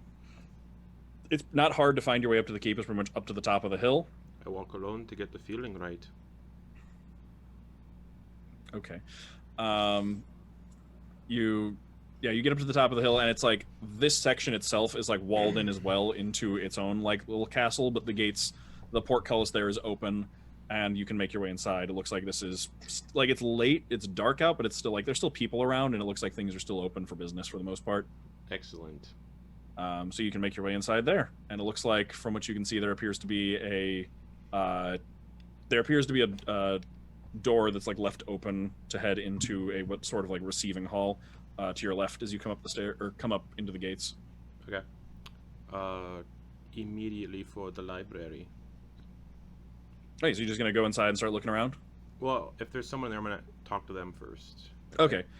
Yeah, there's some as you come into the receiving hall, you can see a couple people moving around and someone who's dressed in like long courtly robes, an older woman in like long robes with like the big puffy shoulders, that looks incredibly impractical, like it most likely is the type of outfit that works very well when you don't have to do much strenuous activity in a court setting.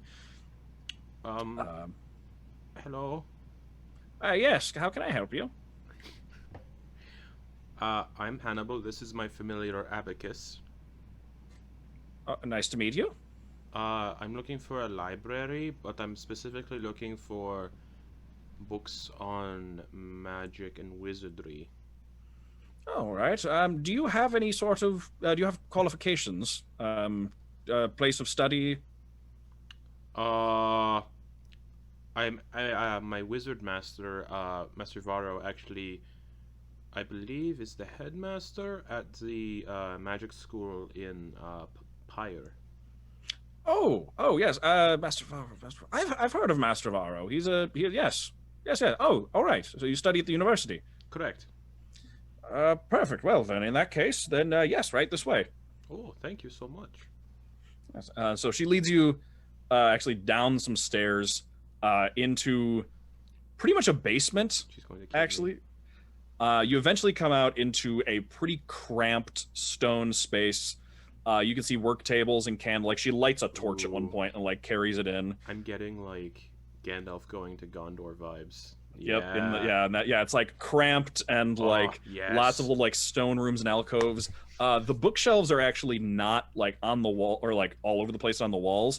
You actually come to you know those like records rooms where the bookshelves all face each other like this and you like roll them back and forth. Yes. It's basically set up like that where they're on tracks and wheels. So like you have to separate them so you can get to each bookshelf. So you kind of have to like push them aside and roll them around. Sweet. And it's like it's kind of damp in here, and like based on some whistling wind nearby, you get the sense that like there's a like one of the doors at the back end probably leads out like towards the docks.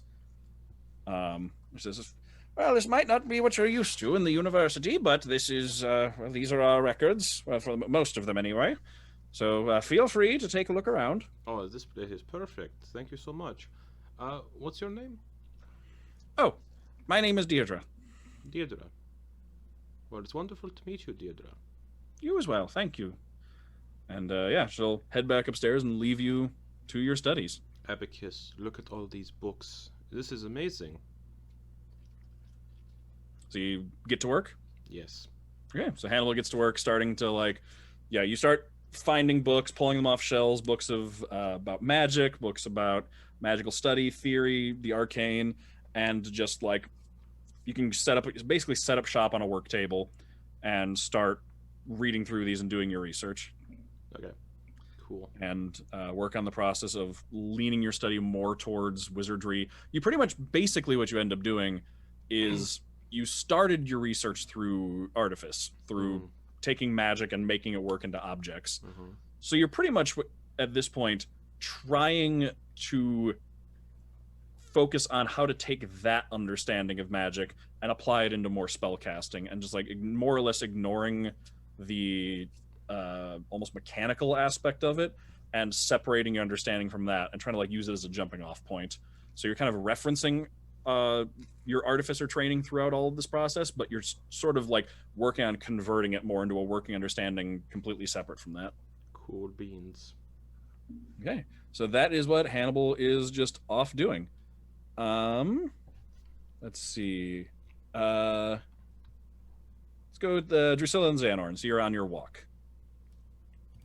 Drusilla's just letting Moloch go. Okay. Yeah, so you're just like letting him lead you around. Mm-hmm. Okay. Yeah, you two are there. Yeah, you three are just kind of wandering around the city, making your way around, exploring. Eventually, though, something catches your eye off to one side. It's like you catch it out of the corner of your eye, and it's almost like you just catch like a little bit of light out of the corner of your eye, but something about it strikes you as odd. And when you turn and look down one of the like narrowest alleyway side streets, you can see sitting like at the far back corner what appears to be some sort of like a cat made entirely of fire, just sitting there staring at you. Does Xanor notice? Do you like? He doesn't notice off the top. He doesn't notice immediately. No. Xanor? Yeah. I actually I forgot something that Sid has. I need to go find Sid. Do you want to just finish taking Moloch for a walk? Maybe find someplace to go, so he can like do his business. Yeah. Sure. Let me. Sure, I'll take that. Let me. Yeah. Thanks. Mm-hmm. Great. And then she's gonna wait for him to walk away. Yeah. Look, turn as if she's going back the way they came. Mm-hmm. Wait for him to get out of view, and then cat. Okay. You get to the like it's basically like waiting at the like at a corner, and when you get about halfway to it, it just stands up and very calmly turns and walks around the corner. When you get to the corner and turn, you look around and it's not immediately in front of you like it should be, but you can see a light flickering at a distance, like across the next street and in the next alleyway. I'm gonna go for it. Okay. Follow it. Walk along, and eventually you come into view. You can see it just still standing there, silently staring at you from further away. And once again, as you get close to it, it walks out of sight. When you get to the corner, you don't see it again, but further ahead, again, as if it's much further than it would have been able to get at that pace in that amount of time. You can see it again, just kind of sitting there staring at you.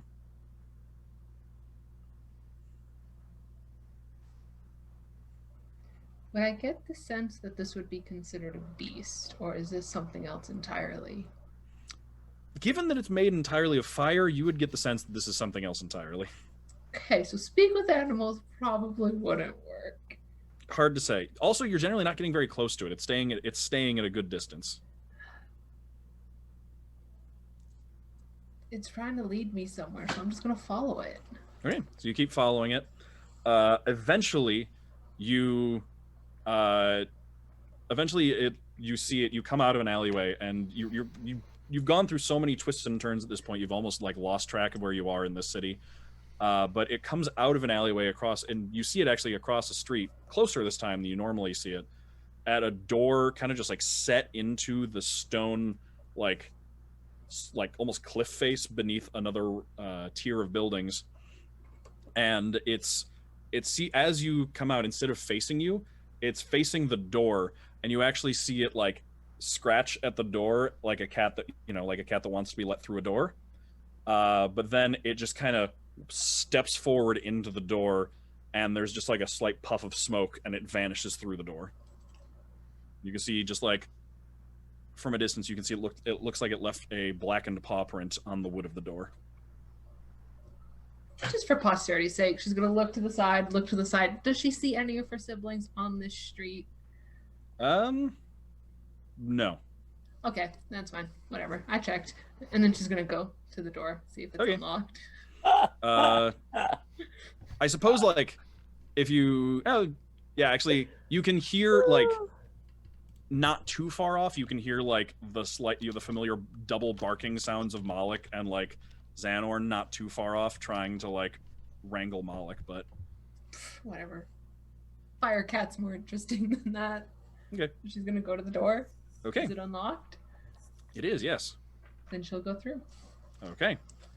You come through the door and you come out into this like fairly like bare stone chamber with a couple of chairs and tables around, and you can see what appears to be one of the like a guard similar to one of the ones at the gate sitting there.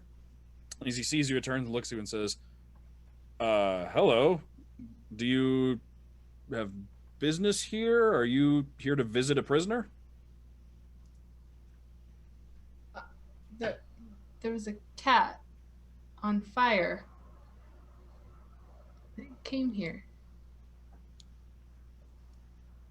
I'm not sure what and as you're talking to him, you can see there's like a barred door past him, like in the far corner of the room, and you can just see like slight orange glow and then just like the flick of a tail through the bars before it starts going down the hallway. Come look at the door. There's a burnt paw print on the door. Come look at it. Okay, he gets up and walks over with you. She'll attempt to show the door, but also like kind of get behind him. Okay. Opens the door. There's nothing there. Does he turn his back to me? Yes. Okay, immediate spider form and zoom. Okay, so you just shrink down? Yep, and then Okay. go. All right. Crawl, you go through the bars? This poor Yep. guard. Okay. You shrink down, you go through the bars, you come out to, what looks to be a row of cells. Do I see Firecat? At the very end, or like one of the cells, you can see glowing with orange light from within, like casting shadows of the bars. We're going. Okay. Spider form. She'll drop spider form like right before the bar. Okay. You get to the bars and you just kind of like really cool image of just like spider, like spider shadow. Pass through another shadow, Drew shadow. And you turn and look in. You can see that no Firecat. There's a candle lit inside the room though, and you can see a person like curled up inside the cell on a bed of straw. And as you come to that, I'm gonna jump over to Sid and Ilvim.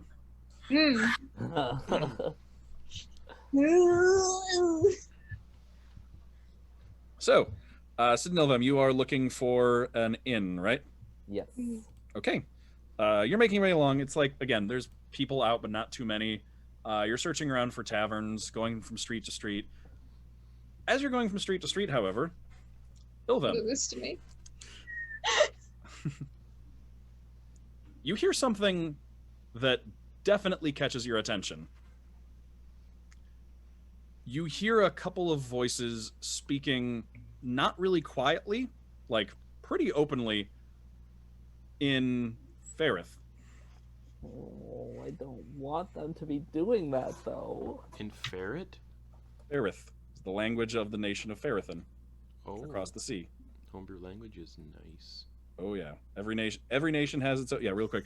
Every nation, pretty much, most nations have their own languages. Each continent has their own version of common. So common actually refers to the most common language of a continent. The one across the sea from you guys, its version of common is derived from a trade language that belonged to a empire that conquered a bunch of it. On this side of the ocean, your common language is different, and it is derived from the language of Kukui, because the nation of Kukui was at one point a massive conquering nation like 1,000 years ago that actually conquered and colonized a large portion of this continent. So pretty much that language is derived from ancient Kukui. So yeah. More you know. Mm-hmm. Ilvim actually speaks both types of common. Yeah. I think they're the only one. But yes, you hear. What's it like to be God's favorite? And right now, not great. And you hear, it's a man speaking to a woman, and he says, you hear him say in Ferrith, again, not quietly, seems like he's going off the assumption that no one can understand him. He says, you hear him say, "It's time. The call has gone out. Come with me. It's over this way." And he, like, she, like, looks excitedly towards him, and they turn and start going down a side street. Hey, Sid. Hmm. I actually don't really want to find a tavern, I don't think. I think I'm just going to go meet up with Drew for the walk. This place is kind of cool. Yeah. So I'm gonna go. You find the tavern, okay? Do I believe Ilvum? I mean, Make me an insight check. Split the party, split the party. It's so much fun. Natural 20. Oh fuck. You For get the what? sense. What? Oh, what's the number? Blah blah blah blah. It's just a 21. I only have a Sid- plus 1 Sid's- insight. Sid is a +1 wisdom? Yeah. Oh, okay. Is that a surprise? No. well, I rolled a 15 deception, which Okay. puts me to a 21 as well. Mm. Okay. You get the Fight it out. slightest hint. Like, it's actually, what it is like, in the moment, absolutely, you're like, you believe Ilvum. Mm-hmm. It'll be after they leave that you'll be like, maybe not. Like, it'll be, you know, press X to doubt. Like, Yeah, there's probably like a hint of desperation in their eyes as they're like, Okay. yeah, like it's like after the fact, Sid will realize, like, after you've split up, you'll see the direction they go in, but like after they split up, you'll be like, something was off there. Okay. I would like to then, when I get that inkling, stealth after them. Okay. Ilvin, what are you doing? I am going after them. Okay. Are you attempting to be stealthy? Or are you just following? I'm not necessarily trying to be stealthy, but I am trying to be like nonchalant, you know? Okay, make me a deception check then to just like make it look like you're not following them. Okay. And Oh, Sid, can I get a stealth check? 18 plus 6. Okay, yeah, they have no idea you're following. They also seem really intent on whatever they're going towards. They seem like visibly excited and like almost a similar sense of desperation in them Yeah. at whatever this is. That is I have- only a 13 stealth. Okay. I'm gonna be like scanning, not really, like I'm gonna trust that Sid isn't following me, so I'm not like necessarily like keeping an eye out for them. Mhm. But I'm just gonna be like scanning pretty heavily for more Varith and whatnot. All right. Especially keeping an eye on them, you can rely on them to not like to know like what like other threats would be for you. They seem like tunnel vision focused on whatever it is they're going towards. They go pretty much down an alleyway, narrow side pass between buildings, and they go for a little while before you can see them up ahead as you round a corner. You can see them come to a large stretch of wall in a little bit more of an open section in these like back alleys of this city, and they're standing in front of something. You can see, it's hard to see past them, but you can see that it appears that something has been painted on the wall. Like you can see, looks like letters. It, from what you can tell, like seeing just like little bits of words past them, it appears like, given the accent marks and things, to be Ferrith. It is painted in Ferrith and blue. And you can see that there's some sort of symbol at the bottom as well, but they're blocking it. But like they're standing there, silently reading it, and one of them, the woman even just like slowly, like with a shaking hand, reaches out and just like runs her hand down the wall, like almost reverently. And then I'm gonna walk up. okay, Stab. I'm not gonna stab yet. Okay. But just in Ferrith, I'm gonna be like, why are you here?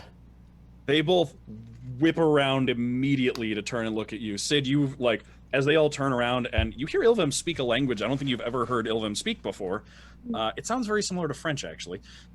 Ooh. Farathan is partially France inspired. You're like coming around a corner. You have just enough time to like duck behind the corner as Ilvim gets these two people's attention, speaks in a language you don't understand, and then they both whip around to look at Ilvim, surprised, and they say, "Oh, staying in Ferrith." The man says, "Oh, you scared me there. I didn't know there was another. I didn't know there was another of us in the city." Yes, why is there another of us in the city? Why are you here?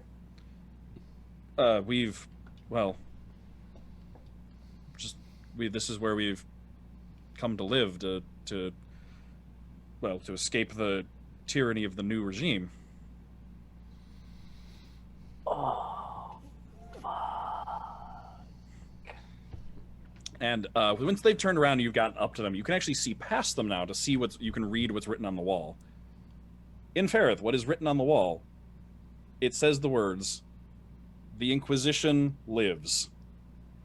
Loyal Crusaders, come to the city of Iaka to join Alexia in the fight."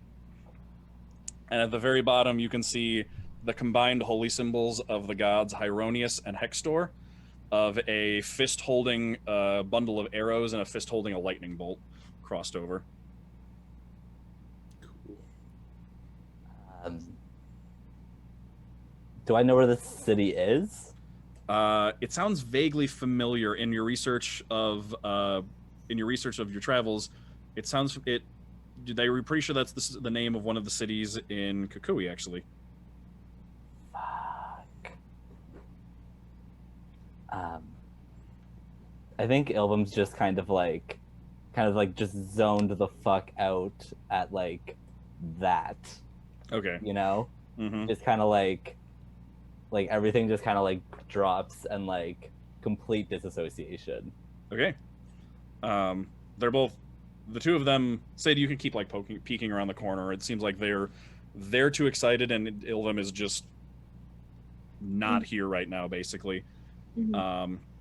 You see the two of them look at each other in this awkward silence, look at Ilvim, and then the man says, yes, it's excellent news. We've been waiting for orders for months now, and we're eager to get back to be able to serve. Yes, yeah, it's great. It's great news. It's fantastic news. Even I didn't realize they were coming across the ocean. Coming across. We've been here for years. No, I know. I didn't realize Alexia was coming across. Oh, I don't know. Yes, I don't know who she is. And the woman says, I've heard her name before. I think she's a remnant of the old Inquisition. So we have actually someone who's from the old days. Okay, we've just been running around with new Crusaders, trying to relive the glory days. But to actually have somebody who lived during the proper reign of Farathan this is exciting. We were gonna go back to our homes. We have our armor and our weapons stashed in our homes. We're planning on leaving tonight.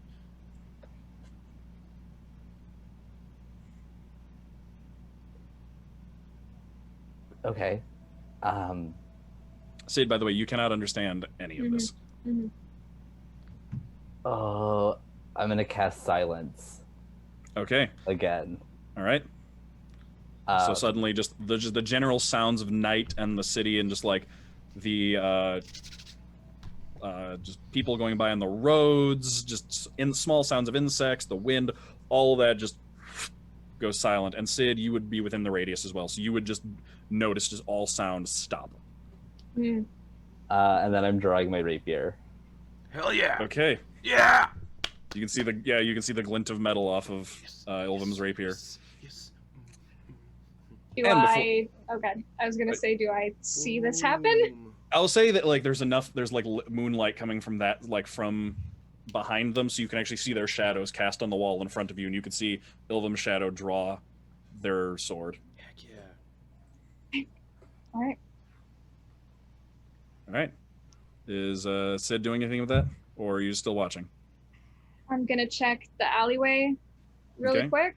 Right. And I'm going to not reveal myself yet, but I'm going to get out my spear and get ready for a fight if I don't see anyone coming near us.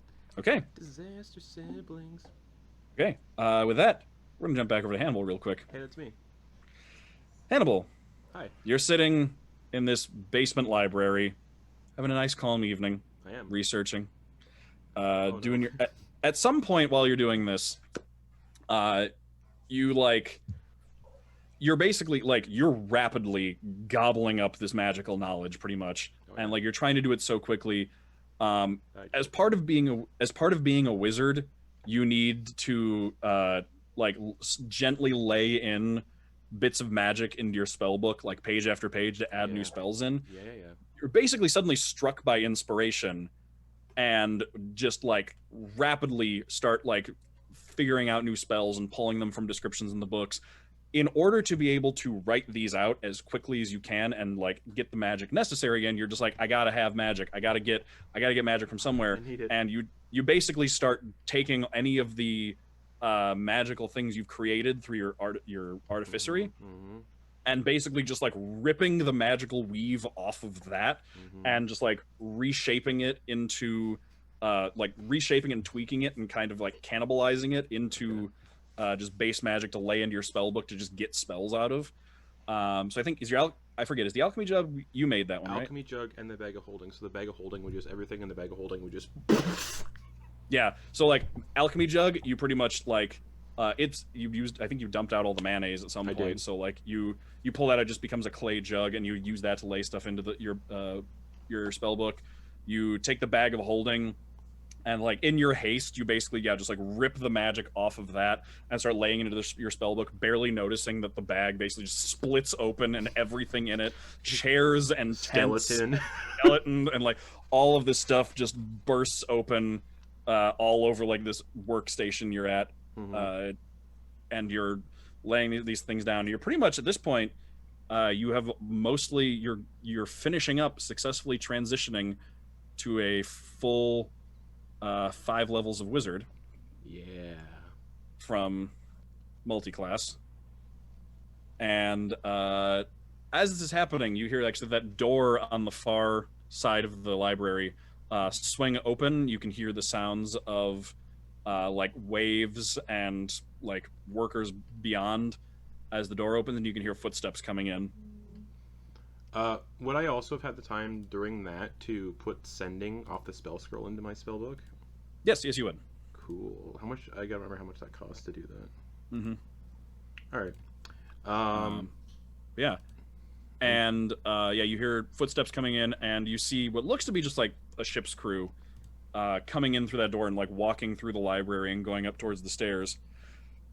And as you're finishing up, you kind of like taking a break. Your hands are sore from writing for so long, so you're shaking your hands out. As you look up and watch these sailors come in, towards the back of the group, you actually see a Triton walking up from the back. And from your research before your travels, you would actually have identified that the like colors and things that they are wearing, the insignias, would indicate them as actually the sailors are all human, and you would be able to tell from the insignias they're wearing, as well as one of the things that tips you off to this, the fact that they appear to be all from Kukui, is that a part of one of the traditions of Kukui in their ancient language is that Kukui originally did not have a written language. Their method of preserving language in a physical form as opposed to spoken was actually through a series of complicated knots that could be tied into like a cord, and you could basically run your hand along it, and almost like a Morse code, the way the knots were tied and like through the direction, you can actually get a sense of language through that. It's become a tradition now for people of Kukui to grow their hair out very long and braid these knots into their hair to add like titles and like their name into their hair and wear it as part of their fashion. And you can see that most of these sailors have that on, like, as well as you could probably recognize one down one side that was probably like the name of the ship they all serve on. Okay. And they come in, and then one of the Triton who is like taking off his gloves and exhaling and stretching, being inside after a long voyage. And as he turns to see you, he pauses, actually, like almost looks startled, and says, "Oh, hail, Deep One. I didn't see you there." I return. I say the same thing. Hail, Deep One, in Primordial. Yeah, because that is the language all Triton get, right? Yeah. He'll return. There's a confused look on his face. He says, "I appreciate." He switches over to Primordial. And he says, "I appreciate the hail in the mother tongue, but why do you call me Deep One?" I don't know. You called me once, so I figured it's what I should call you. I've never seen one of my kind before. You've seen like one. There was another Triton in the Okay. in the Enclave, but like also Yeah. yeah, in the Enclave. So yes, he says, "Oh, okay. I'm sorry. So you don't know? Oh, sorry. I just assumed. I didn't know that many Deep Ones left the Deep Cities." I don't remember leaving the city, so that's why I'm headed to Kukui to sort of figure out where I'm from, because I have no knowledge of that. Oh, none at all. No. No memories whatsoever. I see. So you know. So you didn't know you were one of the Deep Ones then. No. All right. What does that mean? The Triton of the deep ocean, in our greatest cities on the bottom of the deep trenches and the greatest depths. Well, the ones that look like you. Wait, Wait. I was always told the way I looked was a mutation because of my parentage. That's what I'd always assumed, at least. Don't know who told you that. I've never. I mean, I've seen other. It's rare that I see. I've never been to the deep cities myself, but from what I understand, you fit the description fairly on the nose. So there's others that look like me. Yes, they are generally considered to be our noblest and oldest settlements. Wait, noble? Well, not in the official sense of the word, but in the courageous. Yes. My name's Hannibal. Very nice to meet you. My name is Konos. Konos. Nice to meet you as well. Sorry, I'm very caught off guard here. I can imagine. Yes, I not knowing where you come from. Yeah. Yeah, Okay. Yeah, he grabs a chair and pulls it up across me, like sits down. Excuse the mess. Don't worry about it. Ignore the skeleton. And the toenails. It's dark in here. It's hard to like see exactly what's behind you. So why are you here in Bastion?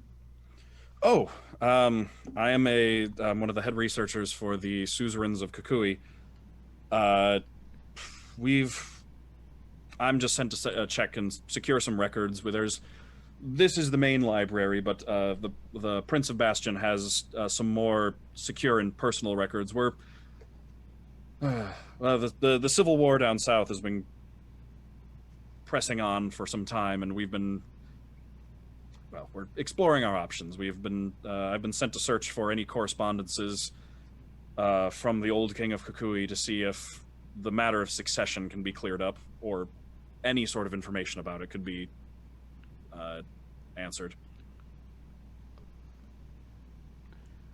Right. Um, do you mind if I join you? Just to see if I can piece things together. Again, I don't have any memories of where I'm from, Well- so anything would help. Well, we'll be here for some time. If you were headed to Kukui, you'll probably get there faster if you Ah, continue on your way. okay. I'm gonna fidget a little bit. I'm very Mhm. uncomfortable. And I'm gonna take off my red coat and strip off that studded leather vest I was wearing and just Okay. toss it onto the floor and put my coat back on. Okay. Oh, At this that's point, better. he'd probably see like the arm fins and like Yeah. the extra stuff, and just does not phase him whatsoever. Nothing about your appearance seems abnormal to him. Okay. Sorry, I'm used to people looking at me and thinking of me as a monster. So I feel a little overwhelmed right now. Understandably so. Huh. Are you aware of the situation south in Kukui? I think I am vaguely, but not like in depth 100%. I should probably let you know, especially if you're going to be going south. Basically, the city is, or the country is in civil war. They, about 20 years ago, the king of Kukui is a human nation, but about 20 years ago, the king died. He had one son. He had gone to war. He and his son both died in the war, about at its end. His son was his declared heir. His only other children were his triplet daughters. Each of them had been married to the next in line to be the ruler of the three primary cities of Kukui along its coast. It done in an attempt to, promote stability. Unfortunately, when the king and his son died, this threw the nation into a succession crisis. 3 daughters, all born at the same time, each married to a powerful landowner, each essentially owning a third of the nation. They basically split the place up, going to war, trying to decide who should be the next queen, and their respective husbands all wanted to back their own wife. Makes sense. The queen mother, very upset at seeing how her children were tearing the country apart, called on us. She was, the Triton. She was good friends with, in her youth, or in her family, were good friends with several Triton families, and she essentially asked for help. She lured all of her daughters into one place with, basically, she had always told them that she wouldn't take sides, and that she refused to, basically, take sides, support one daughter over the other. She basically sent each of them a letter saying that she would support each of them to get them all in one place. She tried to convince them to, stop fighting and to do what was good for the country, but when they found out they'd been tricked, one of her daughters actually murdered her. The Triton took this as our people took this as a serious crime. She was a great friend to our people. The daughters were arrested, and the Triton more or less took over, coming in force. The nation had been in civil war for a time, and so it was fairly easy to wrest control. And since then, because they have been unable to decide on who should be a ruler, the Triton have left suzerains in charge of the 3 cities and more or less ruled in their place. That had been going for 15, 16 years until well, those that call themselves the Loyalists, who were loyal to the three ruling families, had started to try and push off our rule. We've more or less stayed out of it, or we had more or less stayed out of it. It was actually a local group that called themselves the Turncoats that started as more of a youth revolution, but as those more youthful people became adults and gained resources, they came into more influence and started to fight against the Loyalists more directly. These Turncoats, basically, they're of the opinion that Kukui has been better under Triton rule, and they would like to make it official and just annex Kukui into the Triton Empire wholesale. In fact, there's a noble woman from across the sea who has been essentially supporting the Turncoat cause and providing supplies and weapons, and basically fighting is increased. What you need to know is Kukui is basically in a state of civil war at this point, and the northernmost city of Iaka has fallen entirely to Loyalist control. We no longer have any sort of hold there, and more or less you should be careful. The northernmost city is not safe more or less for Triton at this point. I would avoid it if I can, or if you can. Thank you. Of course. That's a lot to digest. Yes. Sorry about that. No, I appreciate it. It's better knowing the details before going there. I don't want the people I'm traveling with to get hurt or anything. Well, except, yeah, no, I don't want any of them to get hurt.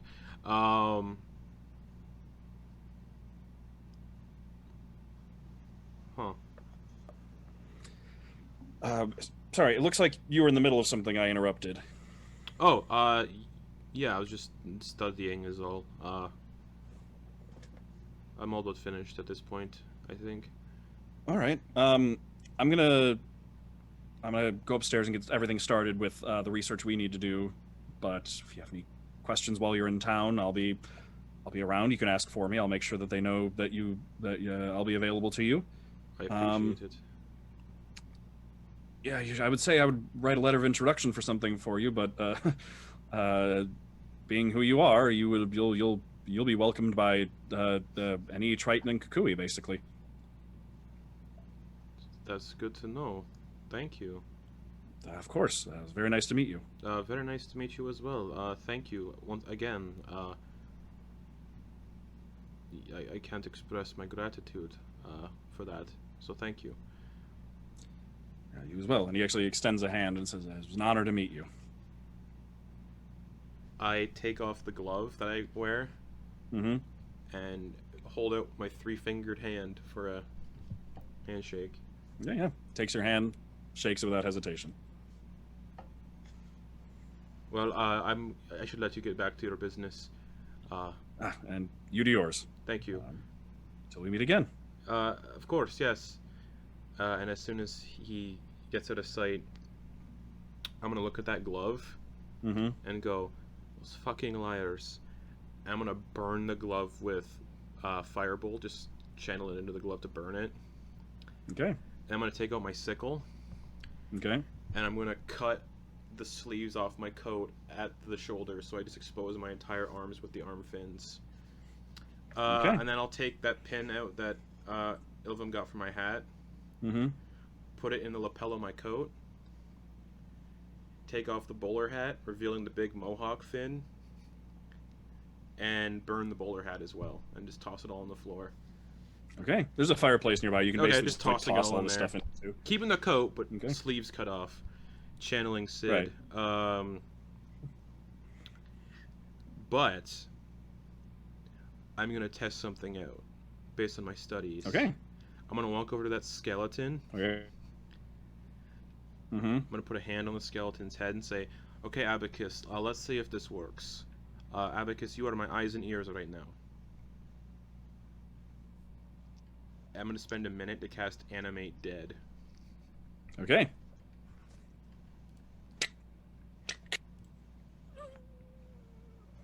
Skeleton sits up. Oh, it worked. And we're gonna hop back over to Drusilla.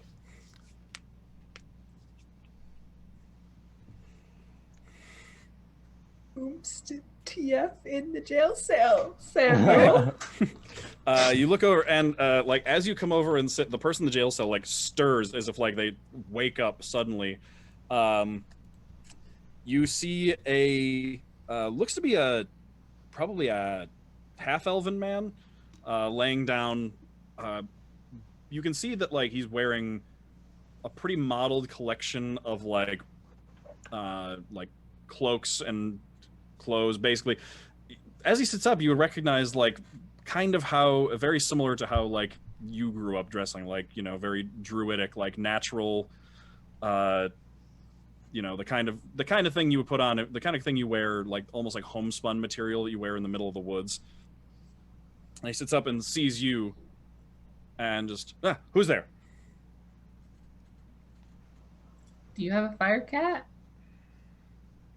No. No. Do you know anyone in here who has a fire cat?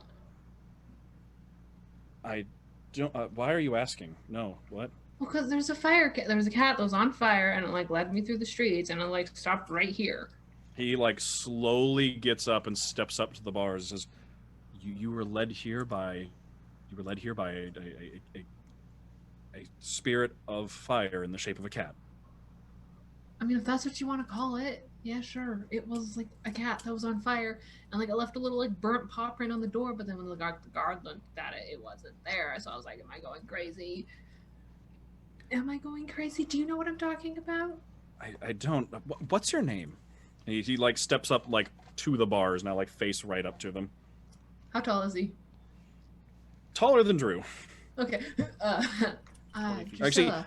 he's like hunched down. That like he's like he's not like crouched, but he's more like stooped. So as he like comes up to the bars, Drusilla, are you? Am I speaking to the scion of Kalen? The what now? Kalen, is Kalen your mother? How do you know that name? I know that name. I've dedicated a large portion of my life to Kalen. I know many who have. No. This is. You must be talking about like a different Kaylin, because like my mom never did anything like that. I don't know what you're talking about, but the work that your mother is doing is magnificent. We've been waiting for a day, and if you are traveling, if you are away from her now, then that means that things are moving, things are progressing, things are. What things? What work is my mother doing?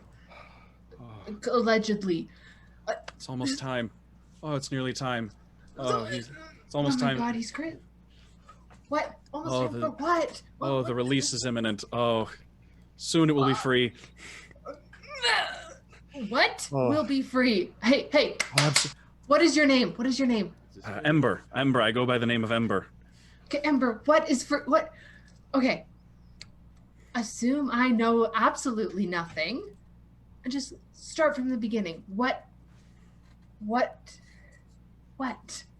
He's up to the, he's basically like, he's like pressed his body up to the bars and is reaching out with his hands, like not like grabbing at you, but just like holding his hands out in your direction, almost like reverently. So like put her hand on his and just be like, what is going he like on? takes your hand in his, like almost like a person who's like getting to touch the hand of a celebrity. Like he has that "I will never wash these hands again" face on. And he says, like ready to stab him. It's like, this is incredible. Oh, last time it didn't work, but with you this time with you, well, this time it won't be like that time. This time it'll work. I've heard of the preparation she's made. Yes, but And he suddenly pauses, and his eyes go wide as both of you exhale, and you can both see your breath. And he goes to say something, but as he does, right up to your hand, you hear as a sword blade bursts through his chest that ignites in blue fire. And you can slowly see frost spreading from the wound, and almost materializing from the hilt of the sword, you see gauntlets, arm plates, shoulder pad, chest plate, helmet, greaves, boots, filled with blue fire, as a suit of armor appears behind him, piercing him through the chest. What the fuck is going on? This was my one chance to know what the hell is going on in my life, and you fucking ruined it! And the sword pulls back, and this time, the flames inside the helmet seem to condense and coalesce into a face. And Take the room your fucking helmet off right now. The room is Trump. like the room has gotten colder. It's like it is see your breath cold. Frost has started to form on the bars, and the suit of armor removes the helmet, and you can see the inside is still made entirely of this just nebulous blue fire, but in the face it's condensed and solidified into an angular face of almost elven features. You can see the pointed ears. Who do you serve? Of a woman. I want to speak to them. Who do you serve? And she pulls the blade out, The Karen.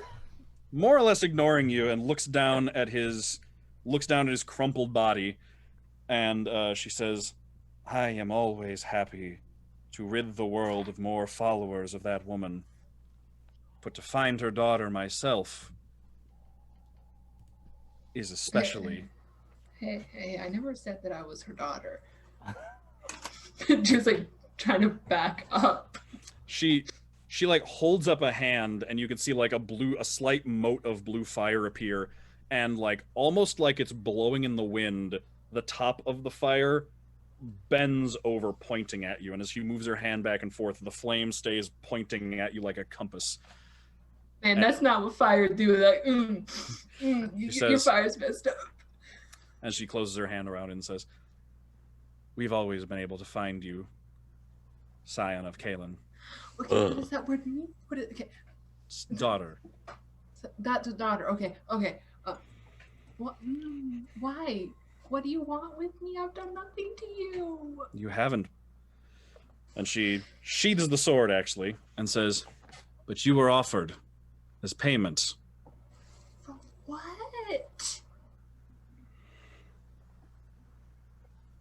Submit to imprisonment, and you will find out. What happens if I don't? Then we do this the hard way. She's still standing inside the cell.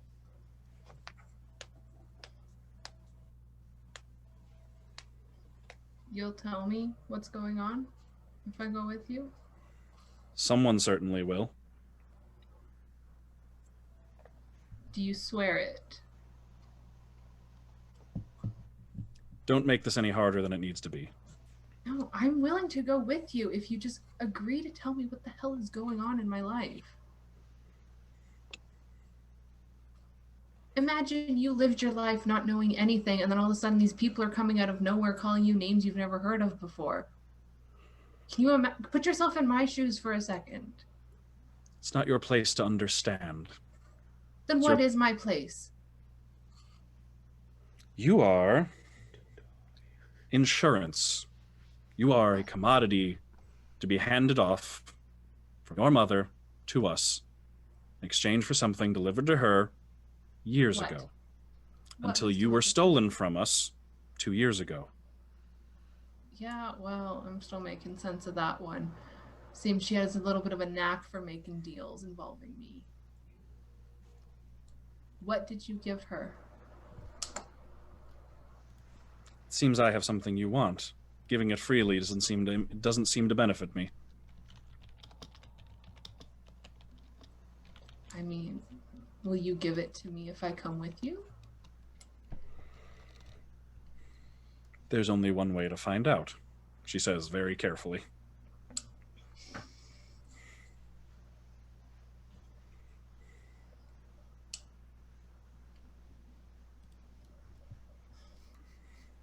Okay.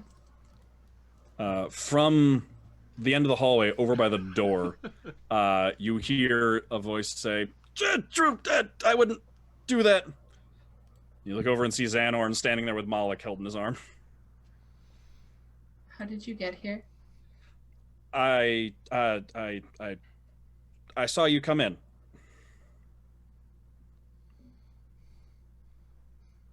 What do you know about this? I don't know much, but I know that she's bad news.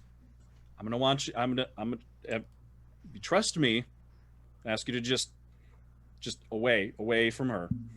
Xanorn, she's the only thing that can give me the information I need. She's not going to. She's not going to. She won't tell you anything.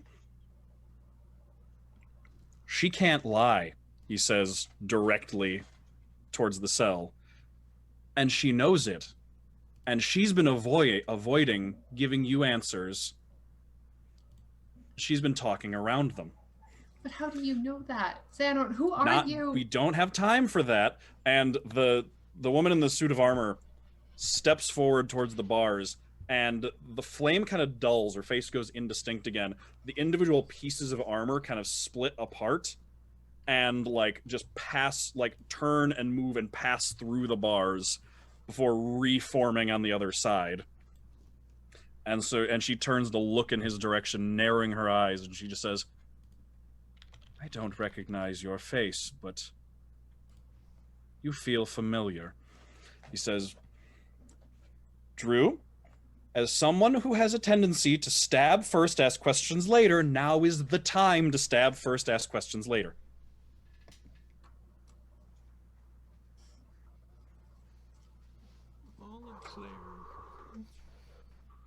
Oh, what to do? Oh God! I don't know what the fuck to do either. Like, legitimately just says that. Like, I don't know what to do. My dog's there.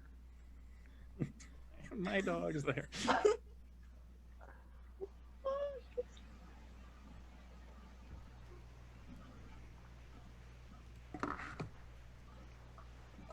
She's not going to help you. She's going to take you and likely put you in a box and keep you on a shelf, figuratively speaking, possibly literally. You will spend your time imprisoned as a trophy. But will it get me the answers I need? Probably not. How far away is she? She's pretty much right in front of you at this point. Am I close enough to see if the armor is legit, or is it just is it actually made of metal? Is what I'm trying to ask. It appears to be, yeah. It's the same as the armor that it's the same as the armor that's been coming after you repeatedly. This one seems to just have more intelligence.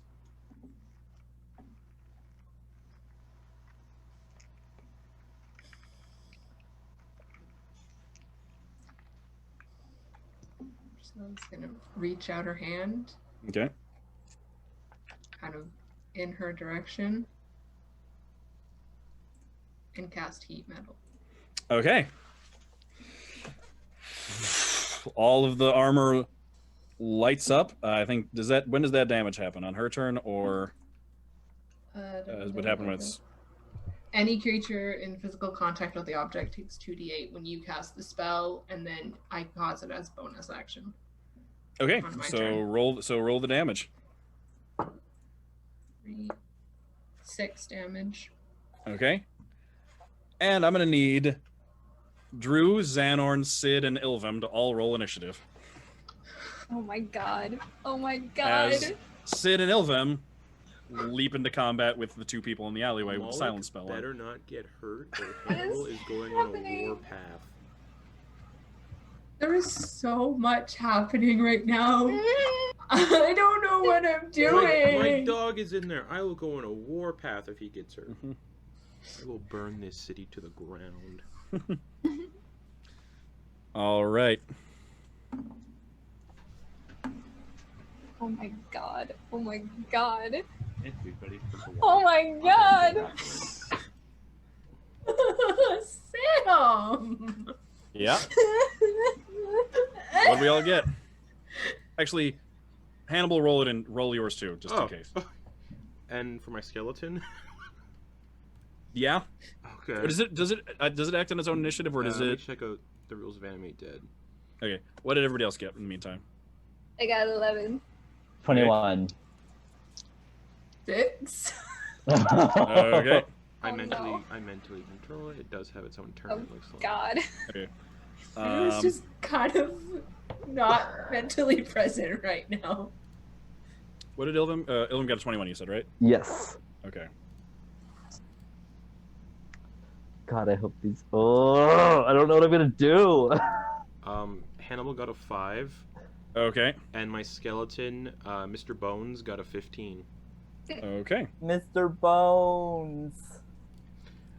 We're just I love collecting him. all Mr. the Bones. pets. Mr. Mhm. Bones. How All do right. you do, Mr. Bones?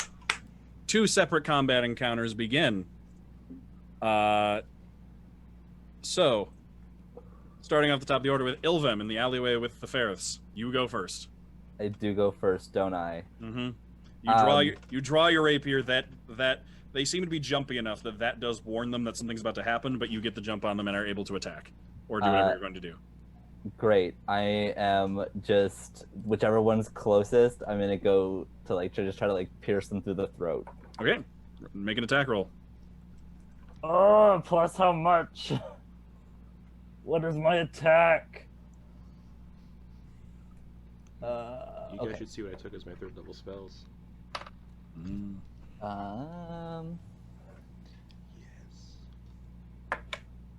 Yes. Natural 20 for a 25. Yes!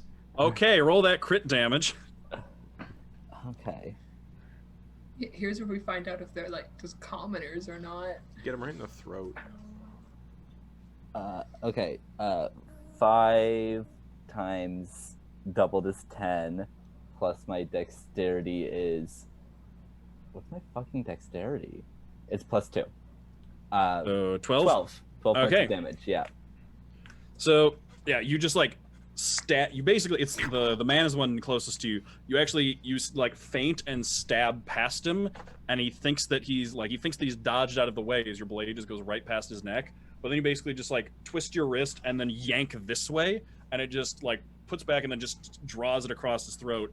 Blood just gushes out, and he like catches his throat with his hand and starts coughing. Still up though. Okay. Anything else with a bonus action? Murder. No, because it is silent, Murder. so I can't cast any of my spells. Mm-hmm. Okay. That'll bring us to the 2 ferrets. The woman is going to attempt to tackle you with a grab attempt. So Okay. athletics or acrobatics. I'm just having the best time of my life. Athletics or I'm acrobatics. glad someone is. Split the party. Athletics or acrobatics. Come on. Well, we all learned 15. when in doubt, go to a library. Okay. She does successfully grab you. She got a 19. Okay. So she grabs onto you. Quick question. The silence spell you cast, because it currently matters, was that a bard spell or a warlock spell? Ooh. Silence is a 2nd level spell, so it's a bard spell. Okay. She grabs onto you. No, and... she fucking doesn't, Samuel! And as she grabs onto you, you can feel a very familiar feeling because you basically needed to feel what it felt like for yourself, so you knew how to do it to other people. As she grabs onto you, and you feel your sense of magic in that direction just go numb, and the silence spell ends. Yes. And with her 2nd attack, she's going to try and just tackle you to the ground. So another athletics or acrobatics check. Talk about a season finale, everybody. Samuel! 18. Fuck! Okay, wow, nat 20. Fuck. So she just sweeps the leg and just Oh, fuck. both of you go falling over to the ground. And so Sid, you can hear again. You hear like the sputtering coughing noise from the man who's bleeding from the neck. You can hear Ilvim get like grabbed. There's a bit of a tussle, and the sound of the 2 of them just going down to the ground. And then she looks up at the man and just goes, "Run! Get your things and leave!" And then he's going to start going down the alleyway in the opposite direction. Well, And okay, that'll bring us to Mr. Bones, who currently doesn't know anything's happening. Armor. Armor with back into the prison with Drew and Xanorn. God. Oh my god. No. Just go The- get her shit rocked. The armor is going to just try and grab onto Drew with a grapple attempt. Oh fuck. So either athletics or acrobatics to avoid that. I will for athletics. Okay. Why does my dice hate me today? What'd you get? A 12. That beats her 7. So she rolled real bad. So yeah, she goes to grab you, and you're like, I just got done wrestling an elephant lady, and you manage to like push her arms out of the way and keep away from her. Does she have a second attack? She does. She's gonna she basically, after she fails to grab you, reaches a hand out and basically starts swinging it as if she's swinging her sword. The sword pulls itself out of the scabbard, flies around the opposite direction, flips around into her hand, so that for the second half of the swing, she brings it down towards you with an attack. So fucking cool. God, she's truly iconic. I want to know how to do that. For a 22 to hit, Barely. as this great sword comes down at you. I have no more Just gold, by hit. the way. Oh, did you use it up all on spell transferring? Yeah, to get sending. We're all just like mid combat getting our asses kicked, and Hannibal's like, hey, so I just finished at the library. Where's the tavern? I can't because I don't have sending prepared. I just have it in my spell book. I'll say no. As part of this process, I will say you have time to prepare spells of the levels that you. But that I you already just have ended. Animate, Dead, and Fireball prepared. I can't prepare another 3rd level spell. Oh, okay, that makes sense then. We just get a you up text from Hannibal. Drusilla, you take 12 points of slashing damage Owie.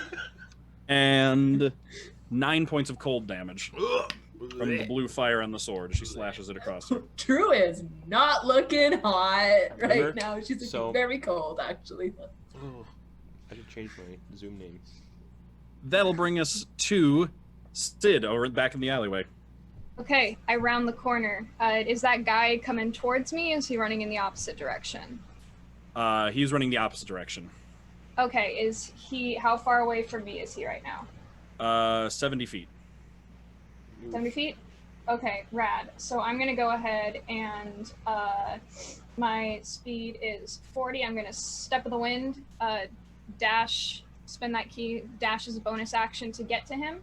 Okay. And then I'm going to slash him twice with my spear. Okay. So Ilvem, you're like wrestling on the ground with this woman, and you see Sid just come bolting out of the around the corner, vault over the two of you, go chasing off after that guy, leap off a couple of barrels and boxes, and just go at him spear first. Roll them attacks. Okay. Oh god. 9 for the first one. That is gonna miss. Okay. Come on. Natural 20. Okay, that's better. That is 21. That hits, definitely. Cool. That is 8 spear damage. Okay. He's really not looking good. He's like holding on to his throat from where Ilvem slashed him across the neck. Stab, stab. Okay, and I can't do another key for flurry of blows, right? That's Correct. not You've already something used I your can bonus do. action to move. Sick. So that is that. Okay. Then that will bring us to that'll bring us to Drusilla. Oh wait, I forgot to hang on. Wait a minute. Yeah, no, I Sorry. think my Right before Drew, Wait, that'll bring us actually to Xanorn. Forgot to write him down.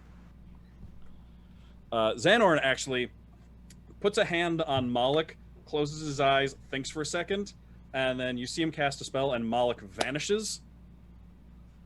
And Hannibal, Yes. Moloch appears on the table in front of you. Oh, hello. Appears. You are now currently with research in front of you, able to recognize the second, the latter end of Dimension Door. Oh, fuck. Okay. So close. Yes, you are Oh. aware, and actually, yeah, he's gonna actually on his turn. But before he sends him off, he like pulls out a piece of paper and charcoal, writes a note on him, sticks it in Malik's mouth, and then sends him out. Oh. Malik appears with a hastily scrawled note that says one word on it: prison. Oh fuck!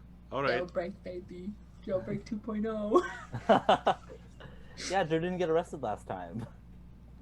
I technically didn't get arrested Everyone's this gonna time see either. the new and improved Hannibal and Mr. Bones, who I have for 24 hours. And Mr. Bones. Okay.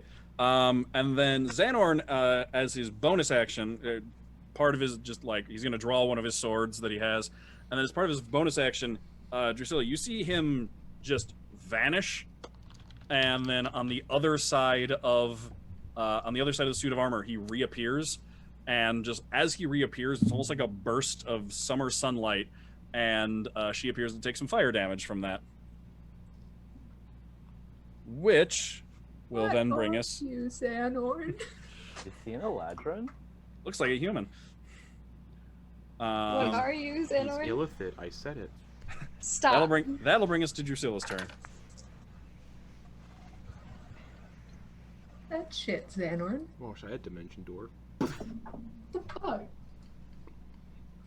So, if I were to run away, Mm-hmm. would the armor get an attack on me? Yes.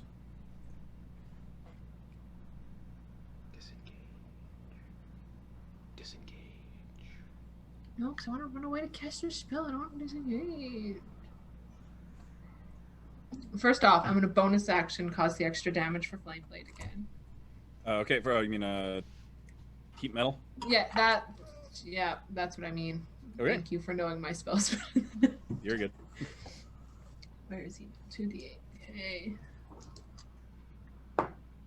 8 and 5, which is 13?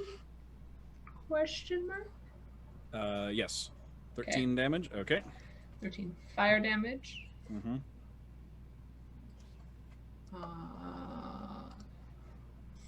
Do I have any that I can do up close that won't hit Xanorn? I don't know.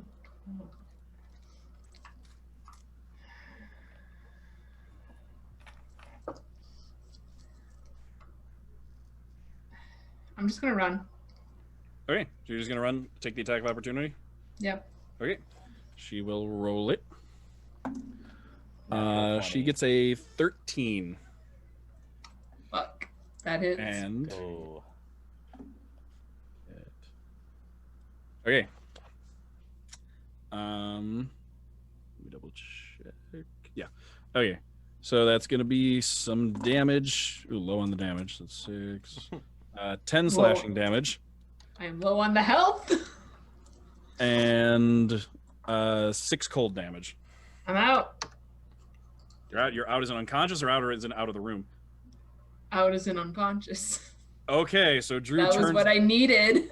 Drew turns to go and just gets cut down from behind and just goes down. Okay. That's going to bring us to... So the heat metal ends. Hannibal. Yep. Scoop Moloch up. Mm-hmm. Bonus action. Mr. Bones, gather all of the stuff on the floor. That way, because I have to bonus action command him to do something. Okay. And then I'll say, then follow me. Okay. And then I'm It's going gonna to take him a while. Yeah. Well, actually, just don't gather anything. Just follow me. Okay. Because seeing his 30 movement speed is the same as me, I think, as a skeleton. And then I'm just gonna move dash. Yeah, 30 feet of movement for a skeleton. I'm gonna movement speed dash towards the prison. Okay, so you're going to start making your way in that direction. Yeah, take like forever too. Hey, you're not. You're within 500 feet at least. You know And holding Moloch. that. Okay. Back at the top of the Ilvem, you are being grappled and you're prone on the ground with this woman holding onto you. Yeah, I sure am. I'm gonna let go to Eldritch Blast at the man. Okay. I think I forget. Is it range attacks have a disadvantage when there's anyone next to you, or when the target? I think it's when the target is next to you. Anyone within 5 feet. Oh, Yeah. anyone. Okay, so you have these will have disadvantage then. Yeah. Okay, and you go to let out the Eldritch Blast, but which, by the way, these come to you complete, like it's like you can feel it. It comes from a different place. That Yep. blocking that's preventing the bard spells, this launches right out from it. That's interesting. Yep. Oh, that's annoying. Okay, the first one misses. What is it?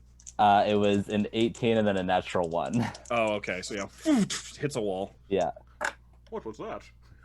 Oh, but the second one's a 16. That does hit. Yes. We love to see it.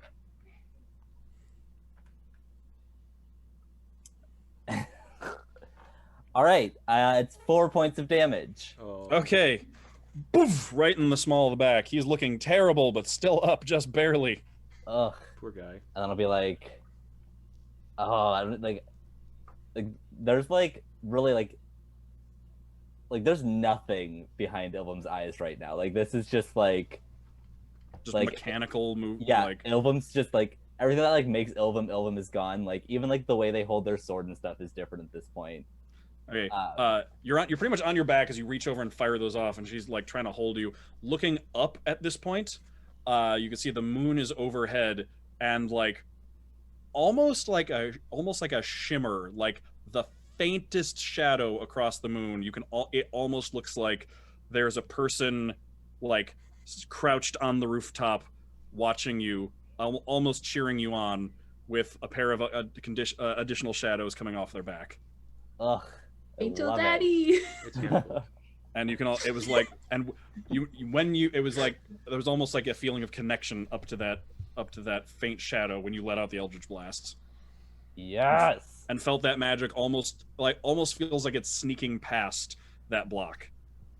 And then I'm going to hex her with my bonus action Okay. for all strength checks. Strength checks. Okay. Yeah. All right. That'll make it both of their turns. The guy is going to try and just book it away. So Sid, you may take that attack of opportunity. Sick. Natural 20. No. That's another 9. Oh no. Just barely missed, and he's just going to 60 feet away, Hope I run into like him. hobbling and holding onto his throat. The woman is going to just kneel up and just make 2 unarmed strikes down at Ilvum. For a 16. That'll hit. Okay. The second one is another 16. That'll also hit. Okay. You take Funny 6 enough. total bludgeoning damage. Okay. How much health do I have? She is clearly not a monk. Those were not the practice punches of Sid. Those were just wild haymakers. We should be Yeah. at full. Probably 'cause have more hit points than Drew we does. did have a long rest, so Yeah. we should be at full. Yeah. Okay. I'm good. Okay. That's their turn. That'll bring us to Mr. Bones, who has started following after Hannibal. Yep, movement dash. Okay. The armor. Something's going on in that room, but no one else is there to see it. Xanorn's there to see it. Yeah, Xanar's but there then to say, I'm there. You're unconscious. I'm running through the streets Sid. with a skeleton. Am I being carried away? I'm there emotionally. Oh my god. Okay, I'm and so astral projecting. how far away from me is this guy now? He's 60 feet 60 away feet from me? away, yeah. Mhm. Okay, then I'm going to You're looking terrible, by the way. Oh, this.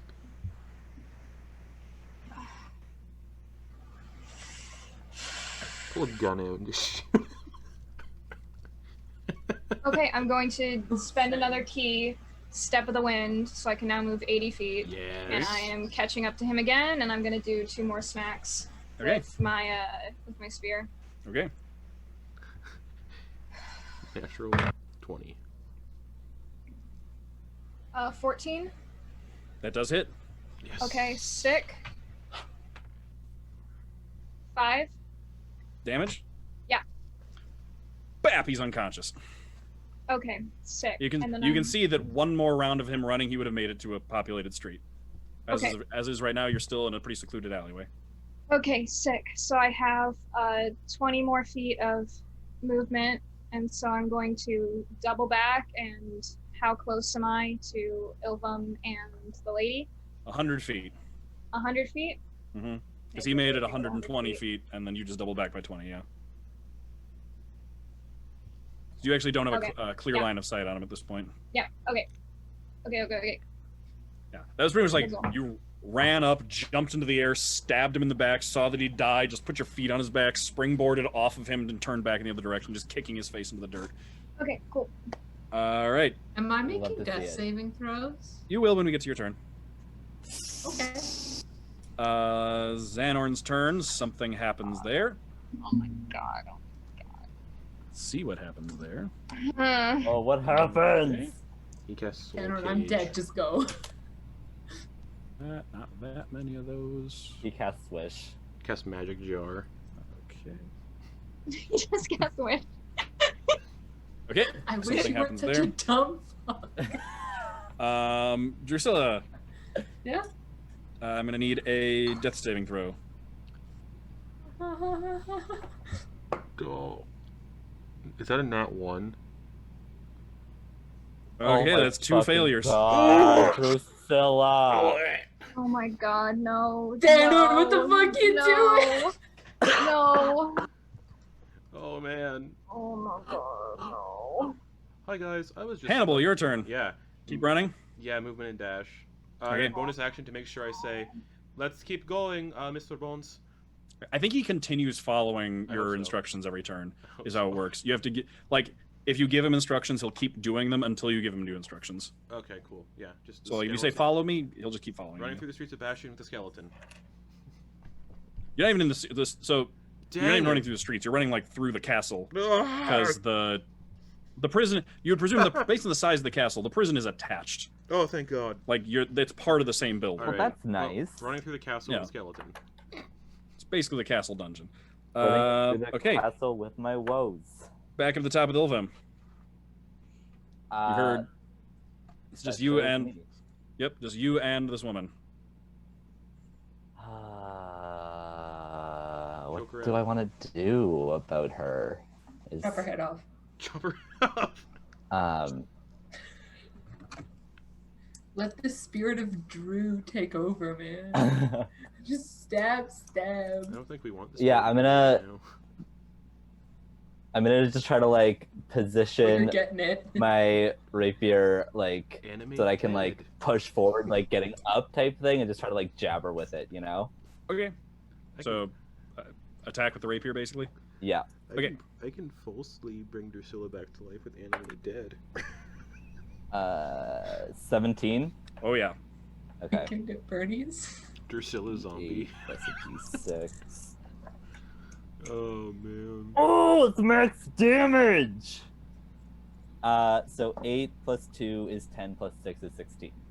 Okay, so yeah, you just like wedge it underneath you, like put the point on the ground, like put the point on the ground, get it between the two of you, and just push up and manage to like cut into her with that.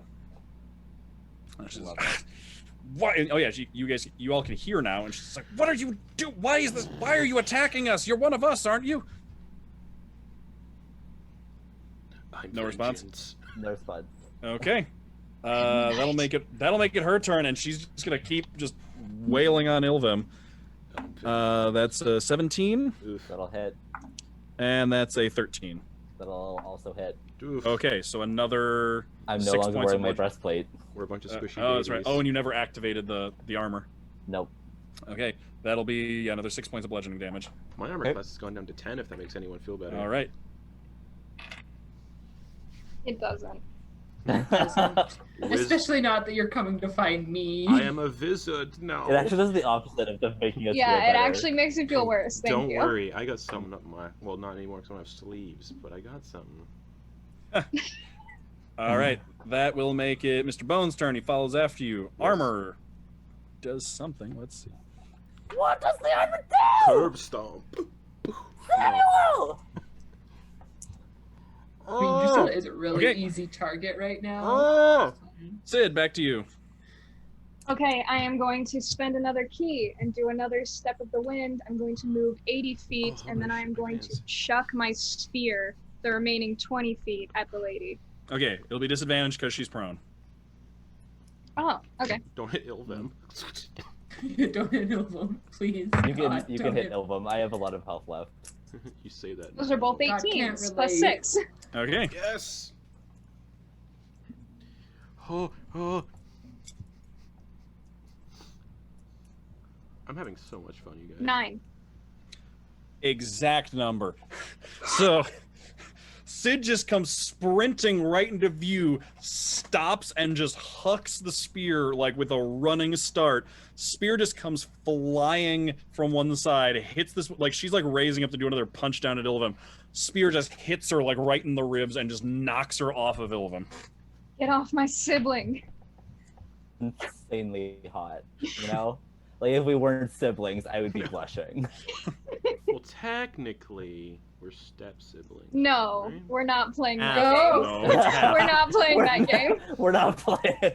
Step All right. bro. What are you doing, step bro? Okay. Choked on my water. Okay, that was Sid. That'll make it Xanorn's turn. Okay. God, I am lightheaded right now. What are you doing? Episode title. What are you doing? Drusilla. Step Stop. No. Yeah. Please don't say make a death throw. Yes, Samuel. No. You have 11 hit points. What? Okay. Then Okay. a bard. Okay. I can fuck with this. Okay. You wake up.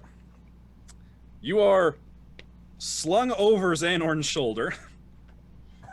Okay.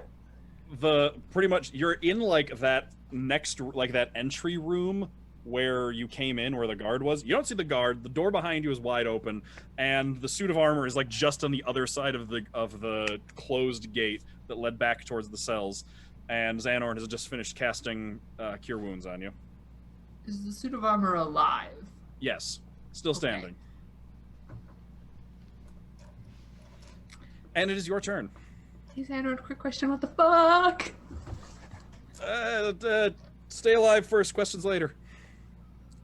That's fair. How far away is armor? 20 feet. 20 feet, 20 feet, 20 feet, 20 feet, 20 feet. They're probably immune to cold damage. I'm just gonna, a little hunch. Here. Good thing heat metal's got 60 feet. Let's go. Heat metal again? Yeah. All right, so the armor starts to heat up and glow orange again. Okay, Xander, I'm trusting you. Run. That is 8 damage. 8 fire damage. Yeah, you heat her up again, and you see she's got the helmet back on, but you can still see a snarl from underneath it, and the blue fire face. And she says, "You and your family and that damned affinity for fire." Thank you. And that'll make it Hannibal's turn.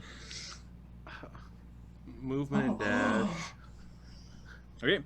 You've basically been asking for directions to the prison. You get out the door you came in through, basically, Yeah. and look to one side. You can barely see Xanorn through a door on the other side of the courtyard.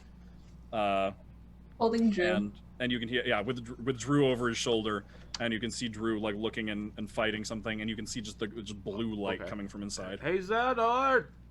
Oh, thank God! I can take care of it. Good, I have some new abilities. good. And that's my turn. And yeah. All right, Ilvim. That's me, huh? Mm-hmm. Great. Did they outright die, or are they making death saves? They are making death saves, Okay. which they have not died yet. The guy's not looking good though. He is also 120 feet away. Ilvim, you are vengeance. He sure is, isn't he? I am going to... Let me just double check how this works. Really quickly. How to steal a soul. No, not that. As one creature. Okay. Then I'm going to expend my bonus action to use my D6 of Warlock healing Okay. on her because she's closer. What? And it's within 60 feet. Sorry, Yep. dude.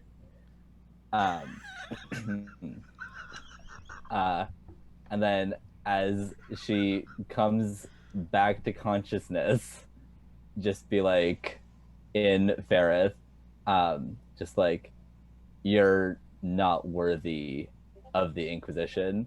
And then I'm just gonna like very much like that one scene in Game of Thrones with the needle, just like slide it into her throat. Okay, so Sid, you can see basically Ilvem rolls over. This woman just got knocked off by the spear. Rolls over, pulls the spear out with a bit of like opalescent halo light, closes the wound, rolls over like basically so he's like kneeling over her, says something in that same language again, and then just slides the rapier up into her throat. What the fuck's along? Damn. That kind of hot though. Like if we went this. All right. That'll make it their turn for some death saves. Okay. Mr. Bones Yep. catches up with Hannibal. All right. Armor Lady is gonna come up. She's gonna take a swing at Xanorn right now. She's at some point in the last 2 rounds, he seems to have pissed her off. We love that about him. What So a king. she's gonna swing at him twice. Bye bye, Xanarin. I And hope not, because he's carrying me. first attack whiffs horribly. She's like, something has happened, Drew, by the way. She's moving like she's drunk at this point. Like you can see, she's like keeps shaking her head as she's like moving around. First of all, she does the thing again and just passes through the bars as the pieces of armor just like spread out and move through it and then recoalesce. Comes up and takes a swing, but again, like she's staggering around and swings like she's drunk. Misses horribly. Second attack again. Roll technically gets a -1 on the die. Moving like she's drunk, just cannot seem to hit him, and he's just dodging and moving out of the way with you on his shoulder. That will make it Sid's turn. Okay. So guys, down in the alley dying. Mm-hmm. Other. He's currently out of your line of sight. Okay, rad. And she's either dying or dead. Mm-hmm. And I'm going to just like touch Ilvum's shoulder, and I'm just going to like whisper in Celestial, whatever you're doing, whatever this is, we need to be out of here now. And I'm going to wait to move when Ilvum moves. Okay. That'll bring us to Xanorn, who is going to carry Drew back out the door, and he's going to look towards the suit of armor, and he's going to say... Make sure I have the spell right.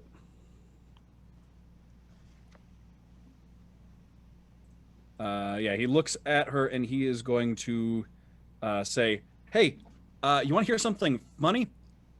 This wouldn't work. This wouldn't work on you, but it definitely works on that body you're piloting." And she needs to make a saving throw, which she fails. And immediately, Drew, you can see her face is like, no! But the body just falls over and starts shaking as if laughing, but she's just like yelling in anger. Like the face hovering above the armor is like yelling in anger, but the body is falling over like it's laughing. That's fun. Xander, what the fuck? Again, not a lot of time. You and I are gonna sit down and have a talk about this. Yeah, okay. That is Xanorn's turn. That'll bring us to Drew. Can like I cause damage, or is that gonna break your spells? Xander? Nope, no, go ahead. Okay, heat metal bonus All right. action. Do it. 5. So 10 fire damage. Okay. Do I have anything that's not concentration?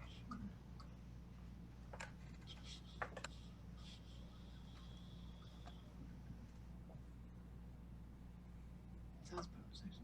How's Xanrin looking health-wise? It doesn't look like he's been hit. Oh, wait. Yeah, no. Doesn't look like he's been hit yet. God damn. Our boy do in fact be something.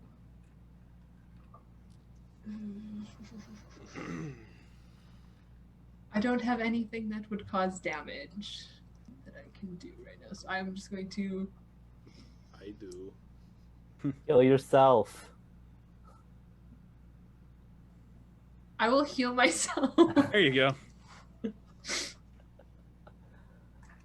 That's a thing I can do.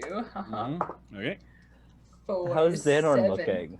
Fine. How are you looking? Terrible. It's 7 hit points back. Okay. But, you Oh, and Xanorn, when he did that, he also backed up. Yeah, he backed up out of the building, making it Hannibal's turn. How far away is that doorway? Can I see like the suit of armor? Yeah, you can see it's like foot How basically. far away is it though? From you about 60 feet. know. Oh no. Wand of the War Mage out of my bandolier because I no longer have an arcane focus. Okay. I'm gonna point the wand through the doorway All right. and cast Fireball.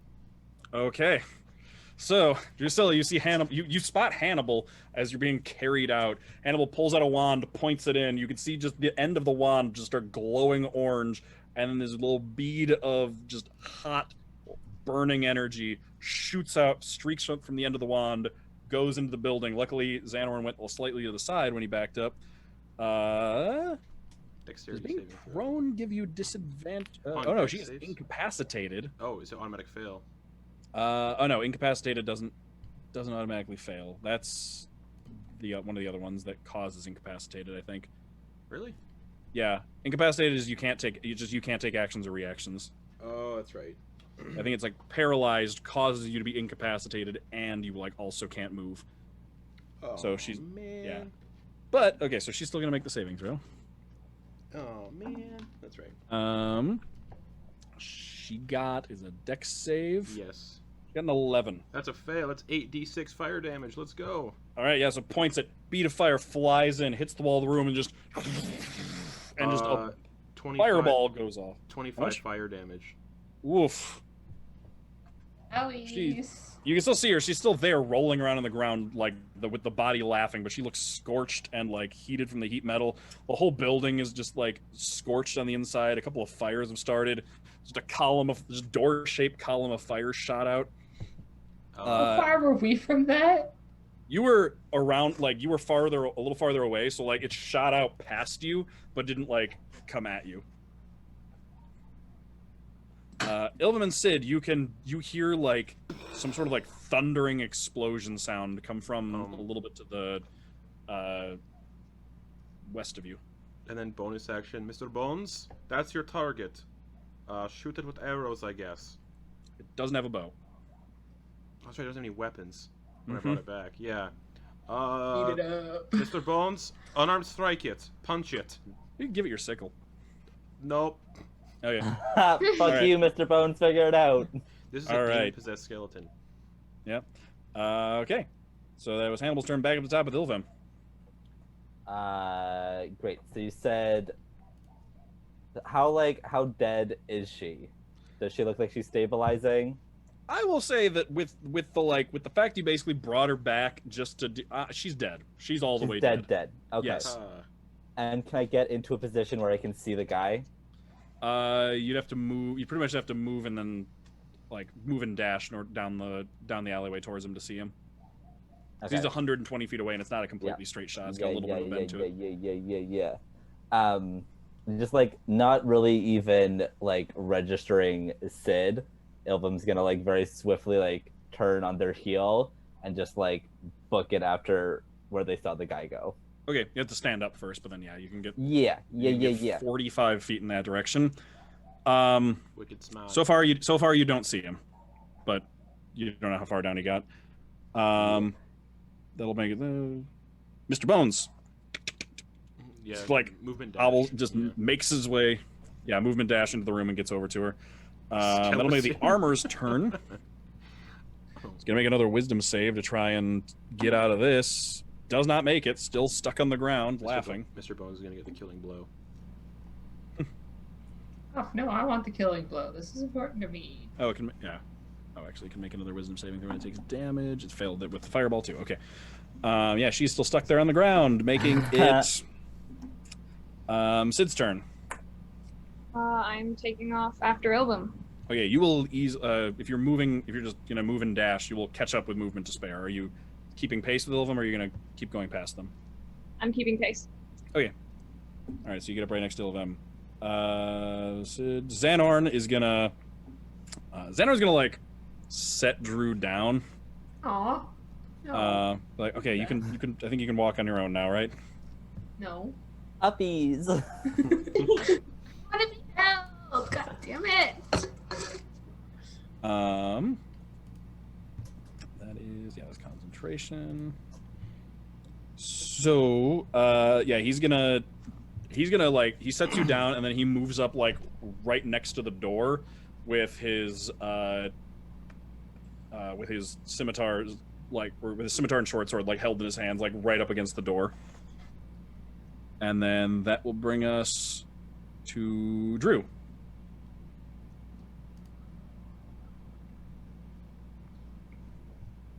How far, like am I in a position where I can be 60 feet from her? Yeah, within 60 feet or 60 feet away. Within 60 feet. Yeah, you're That still is within the 60 range feet. on heat meat. That's the range Yeah. on heat metal. Oh yeah. Just gonna cause that again. D7 plus 8 is 15. Nice. Okay. Yes. She's looking real not good at this point. You can see the armor, like the armor has started to warp and melt, and like she's like yelling on the ground, like, "You're only making this harder on yourself. You will be ours eventually. This is delaying the inevitable."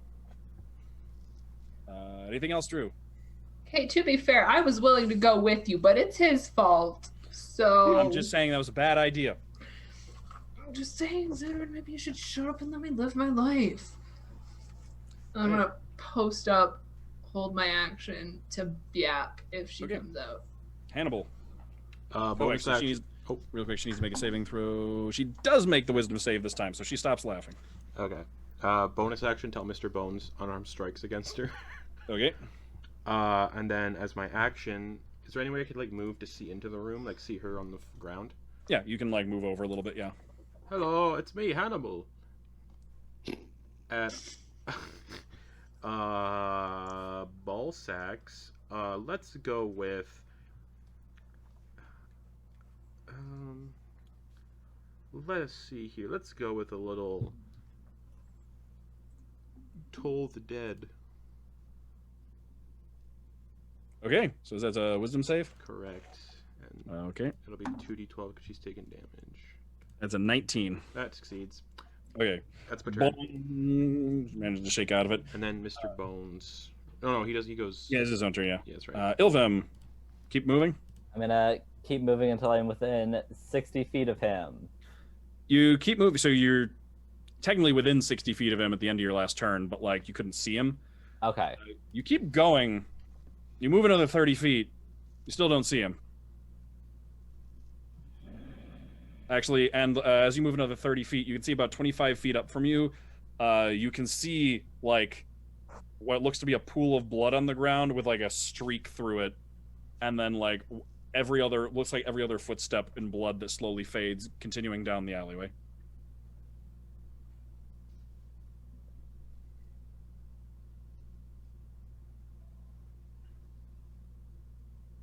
Fuck.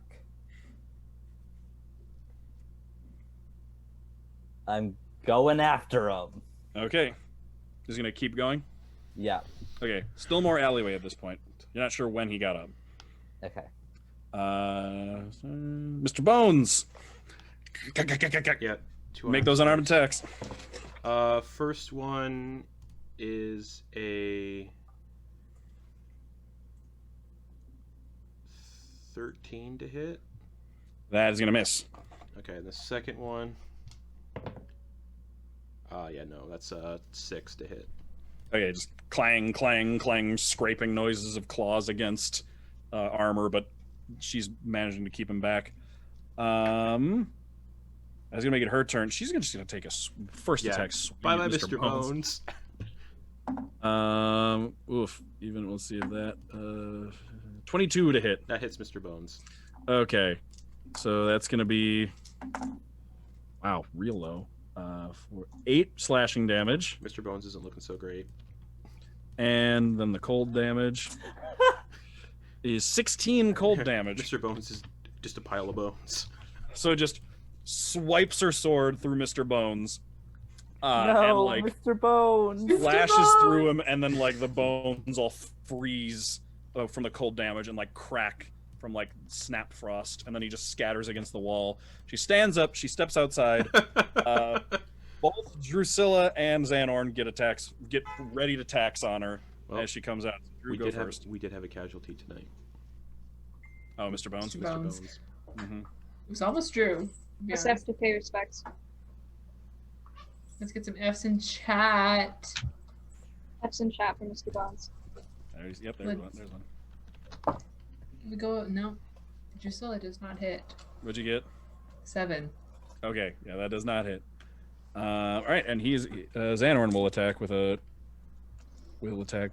short sword. 26 will in fact hit. Well, that's somebody's hitting. Minimum damage, but it's enough. She had 3 hit points left. Dang it! So, Drew, you go to swing at her. She raises up the great sword and blocks. Oh, what's that? She like spins around the door as she's got her sword like up in the air to block. Spins around and just like reverse grip, hand on the pommel, drives it up like through the breastplate, and the blue fire just slowly fades up from that point into the face, and she just stares down at Drew as it all fades, and then clang, clatter, clatter, clatter, clatter, clatter, clatter, as the armor just falls to the ground. Oh. What the fuck, Xanorn? I'm gonna ask you the same thing, actually. No. You answer me first because you knew more of what was going on than I do. Kind of. Real quick, let's jump over to Ilvam and Sid. Wait, what? All right, Ilvam and Sid, searching through the alleyway. Eventually, after about 30 feet, you get to what looks like a busy street. Do I see him at all? From see here, you any do not blood? know. The blood is stopped. Uh-oh. Okay, I'm going to turn to Ilvam, and I'm keeping everything in Celestial. Okay. Whoever he is, he got away. We need to get out of the city now. Ilvam's just gonna like, it's just like a string of curse words, just like constant. Then it's like, we have to go back and destroy that wall, and then we can leave. Okay, then let's do it quickly. And then we'll start heading back.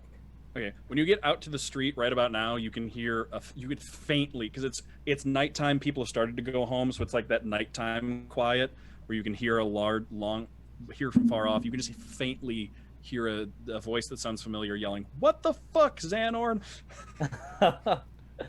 from the direction of the castle. There's like a slight uptick, like an almost smile, just like hearing Drew. So you go back and wait, there's Justin. Okay, so you go back to the wall, and what are you doing with the wall? I'm just gonna be like Eldritch blasting it so that like it becomes illegible. Okay, I'm very much picturing the same, like very similar to Roy Mustang killing Lust, and just like bam, bam, bam, bam, bam, bam, bam, just Eldritch blast after Eldritch blast, just blowing away chunks of like brick and mortar and stone, just like the actual wall itself, until there's about a half-inch just chunk missing out of this section of wall from repeated blasts, until all of the paint on it is gone. It's very that. And then as soon as like all of the paint is gone, like Ilvam's Inquisitor mask finally drops, and you can like just see like the pure anguish on his face. It's like, all right, let's go, I guess. Is there any like blood on either Sid or Ilvam? Probably more so on Ilvam than Sid, but yeah. Okay, I am taking off my coat. I am putting it on Ilvam, and I'm saying, okay, go get Poppy. I'm gonna go get the others. Get ready. We are leaving the minute that we can. And as I'm walking towards where I heard Drew, I'm taking out my water skin, and I'm using it to wash off any blood that is on my person, and I'm trying to make myself look like I did not just get into a fight. Okay. All right. So you're heading. Are you heading in the direction that you heard Drew shouting from? Yes. Okay. As right about when you're shouting back in the courtyard, "What the fuck, Xanorn?" You see like castle guards, people just come like starting to swarm out after the 18 seconds after a fireball got released, Oh yeah. and they're like, "What is going on out here?" I don't know, Xanon. Yeah, Xanorn, what the fuck is going on?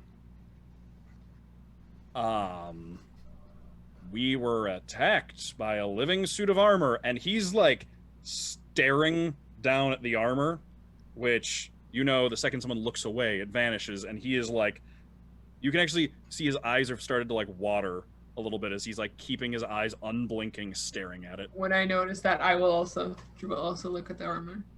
Okay, and he, as the guards come over, he doesn't look at them, but he does like point in their direction, point to the armor, say, "Look, here it is. This is the armor. It attacked us." And like they've started to come out, and like one of the guards comes up and is like, "Who are you people? What's going on?" We're the disaster siblings.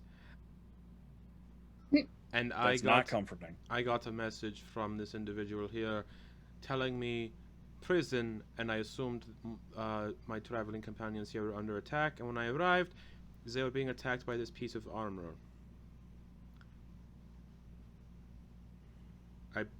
Yeah. Okay.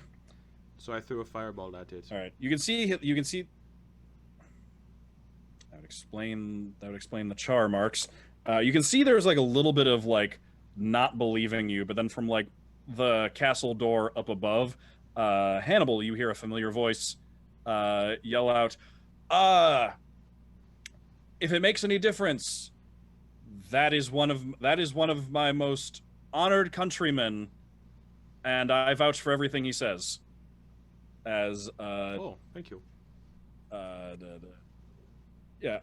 Konos like leans out the door, sees you, and just immediately vouches for you. Thank you. And then the guards, you can see the posture of the guards relax, hands move away from weapons.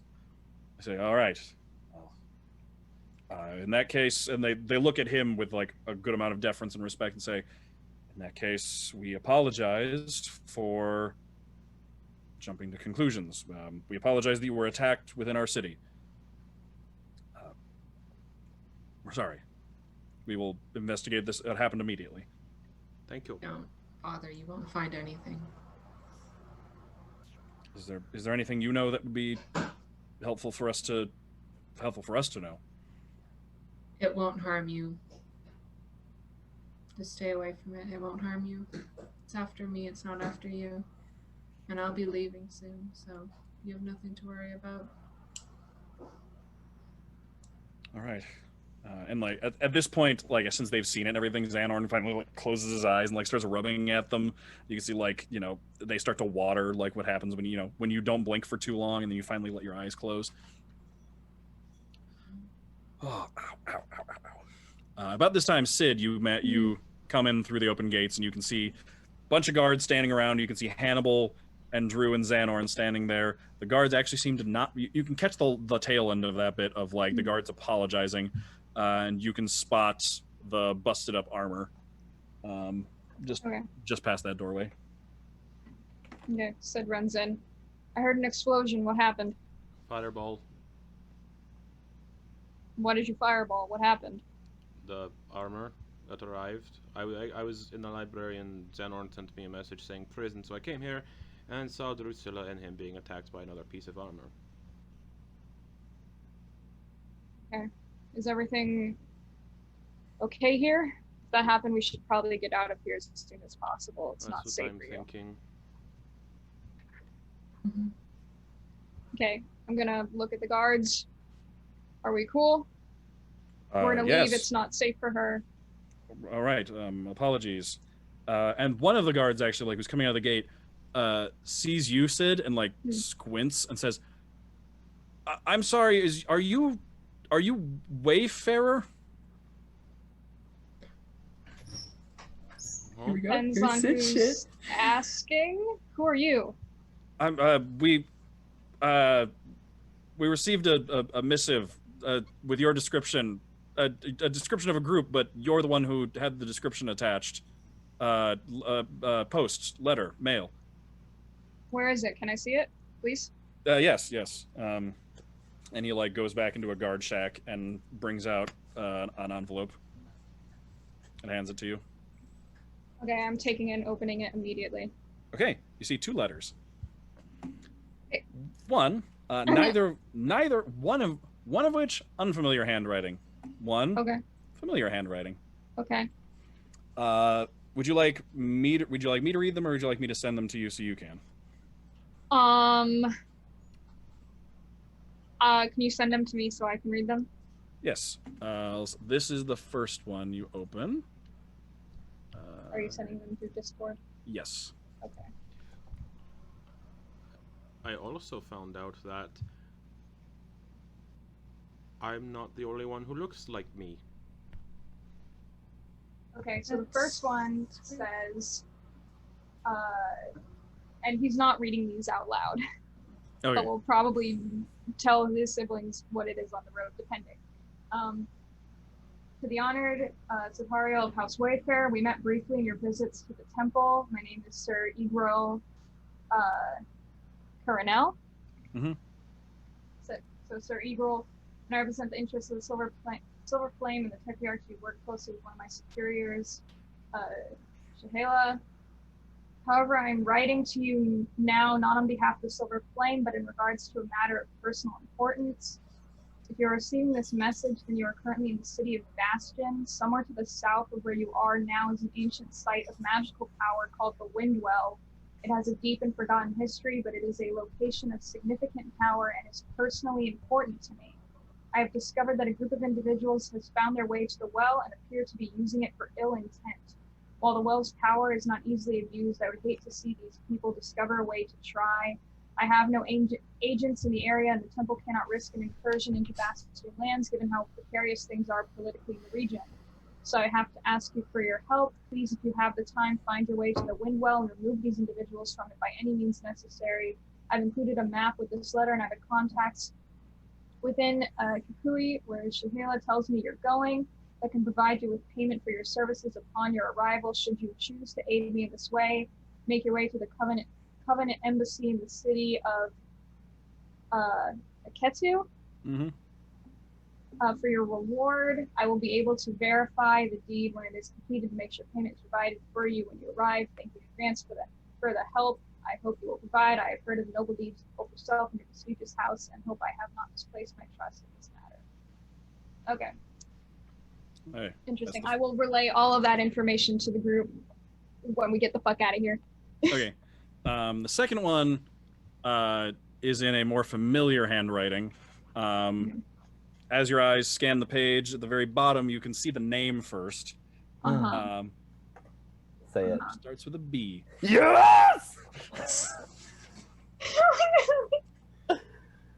You thought you were gonna be spared the backstory shit. Fuck. I was like, everything's happening and Is Sid gonna read that? Is Sid gonna read that one now, or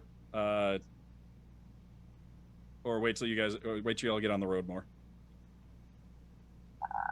Sid's gonna read it now in case it's very important to what's happening. Okay. It's just like We speed read. It's gonna be like, okay, thanks for the letters, bye. And like as we're walking towards Poppy, Sid's gonna be reading all of this. Okay, so yeah, they let you go while it sent as a text file for some reason. I think you have to download it, but while Sid's reading, Drew, Hannibal, are either of you doing anything? Yeah, you guys see that I got rid of my sleeves and my hat and my glove? I found out that I'm not the only one that looks like this. I guess there's a whole collection of people that look like me, and apparently they're like noble or something. Really? Yeah. I'm very glad for you, Hannibal. I could be noble. I'm very glad for you. I know how much that must mean to you. Yeah. To have answers for something in your life. But they did. The person who told me all this warned me that Kakui is in a state of civil war, and we need to avoid a certain city. That's So. very good information, actually. I can also make skeletons. I did see that. That's new. Yeah, I am Could full. do that Full. I am full on wizard now, so Really? it makes me feel good. How did it go with you and Xanorn in the prison? I got a letter. You know, it went. Is he hiding let's- something? Let's get on the road. Xanorn, are you hiding something? He's not Hannibal. Leave him alone. Yeah, let's get going. Fine. Let's go get Poppy. All right. In the meantime, Ilvem, were you Hi. heading? What were you doing? I am heading to Poppy. I'm writing a note, and then I'm disappearing. Okay, disappearing where? Like, I'm gonna head out. I'm gonna leave Bastion, Okay. and start heading south. Okay. As you leave the city gates, you like pass out the city gates, and you can see like a silhouette like leaning up against the outside of the gates that as you come through starts like walking alongside you. It says, "Where are you going? I have things to do, What kind of things? places to see, you know. Why are you leaving without your friends?" Because if they come, they're going to die. You don't know that. I do know that. It's happened before, and it'll likely happen again. It doesn't mean it just because it's happened before doesn't mean it's going to happen again. Well, statistics aren't on my side here.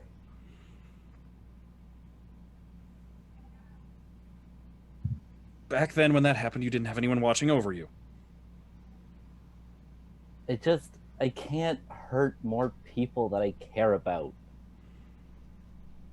You won't, but you can't face this alone. You need help. I was going to tell you. Do you remember what I talked? This might be a bad time, but do you remember what I talked to you about before? The ritual of cord to help you get stronger. Yeah, the ritual. Yeah. I found a way. I found there's a place. I've set things up. There's a place you can go. I can tell you more. But I But have to go with my friends. You won't be able to do it alone. You're annoying. If it keeps you safe, I'll be annoying. I'll turn on my heel and like grumpily stomp back to Poppy, Okay. grab my note, crumple it up. You all reach Poppy just as you see Ilvem just crumpling up a piece of paper. Oh, Ilvem, what's that? Is that a love? Rip. Ilvem, We need to leave. I gesture to my arm fins and my mohawk fin. You look super cool, Hannibal. Thank you. Let's go. We I'm need to get gonna out of the hand city. Hannibal all of the papers and be like, burn it. Firebolt. You can just like take them in your hand, release them up in the air, and just Oh, just like burn like flash that paper. reminds me, everyone. Just so you all know, I no longer have my bag of holding. Everything that was in it is on the floor in the library in the keep. I only brought things that are important. So all the bedding is left behind, the chairs are left behind, the pillows. I've only kept my giant toenails and some important things like food. That's Oh. fine. Okay, well, that's all we need, and we need to get out of here now. Sid says as he's folding up all of the letters, Yeah. crying silently. We don't want any more of that armor to hurt anyone in the city. Yeah, Drew, you okay? Yes. I'll be fine. Everyone, get ready, we're leaving now. Yep. Can Yeah, I do a thing with my bracer? What? Yeah, what? Like, can I have it so like just like a full plate helm like shows up without being like fully equipped? Whatever shows up needs to be continuous. So you could do like one arm, shoulder, and then helmet. I'll do it. I just Okay. want like completely covered face, like So no me one can see you hiding. cry. That's pretty. Pardon? You look really. So no one can see you cry. So yeah, Yeah. Ilvum, you activate the bracer for the first time, takes an action, then just like metal plates just, and then it goes like up the back of your head, and then the helmet just. That's Close. really cool, Ilvum. Thanks. Xanort will get his horse, and you can all get on Poppy and start. Get the fuck out of Is here. there room on the horse for 2, possibly? Yes. Is that all right with you, Sid? You take Poppy. All right. Just gonna get on and be like, we need to fucking talk. Yeah. Okay. All right. And as you all leave the city, Level up. Level up! now you don't level up till you get to Kukui. Ah! I feel like we've been through enough shit. We can at least level up. Please. Oh, but Oh my god. That there's is where we're so gonna much end. Danger. for the season finale. Woo. Okay. Oh my god. So Can we never Oh my do a God. season finale again?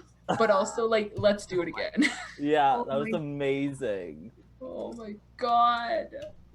happens when I'm just like, I just need to put everyone's backstory stuff into one session. Let's go. Yeah. Damn. Hannibal, can you ask dead people questions? No.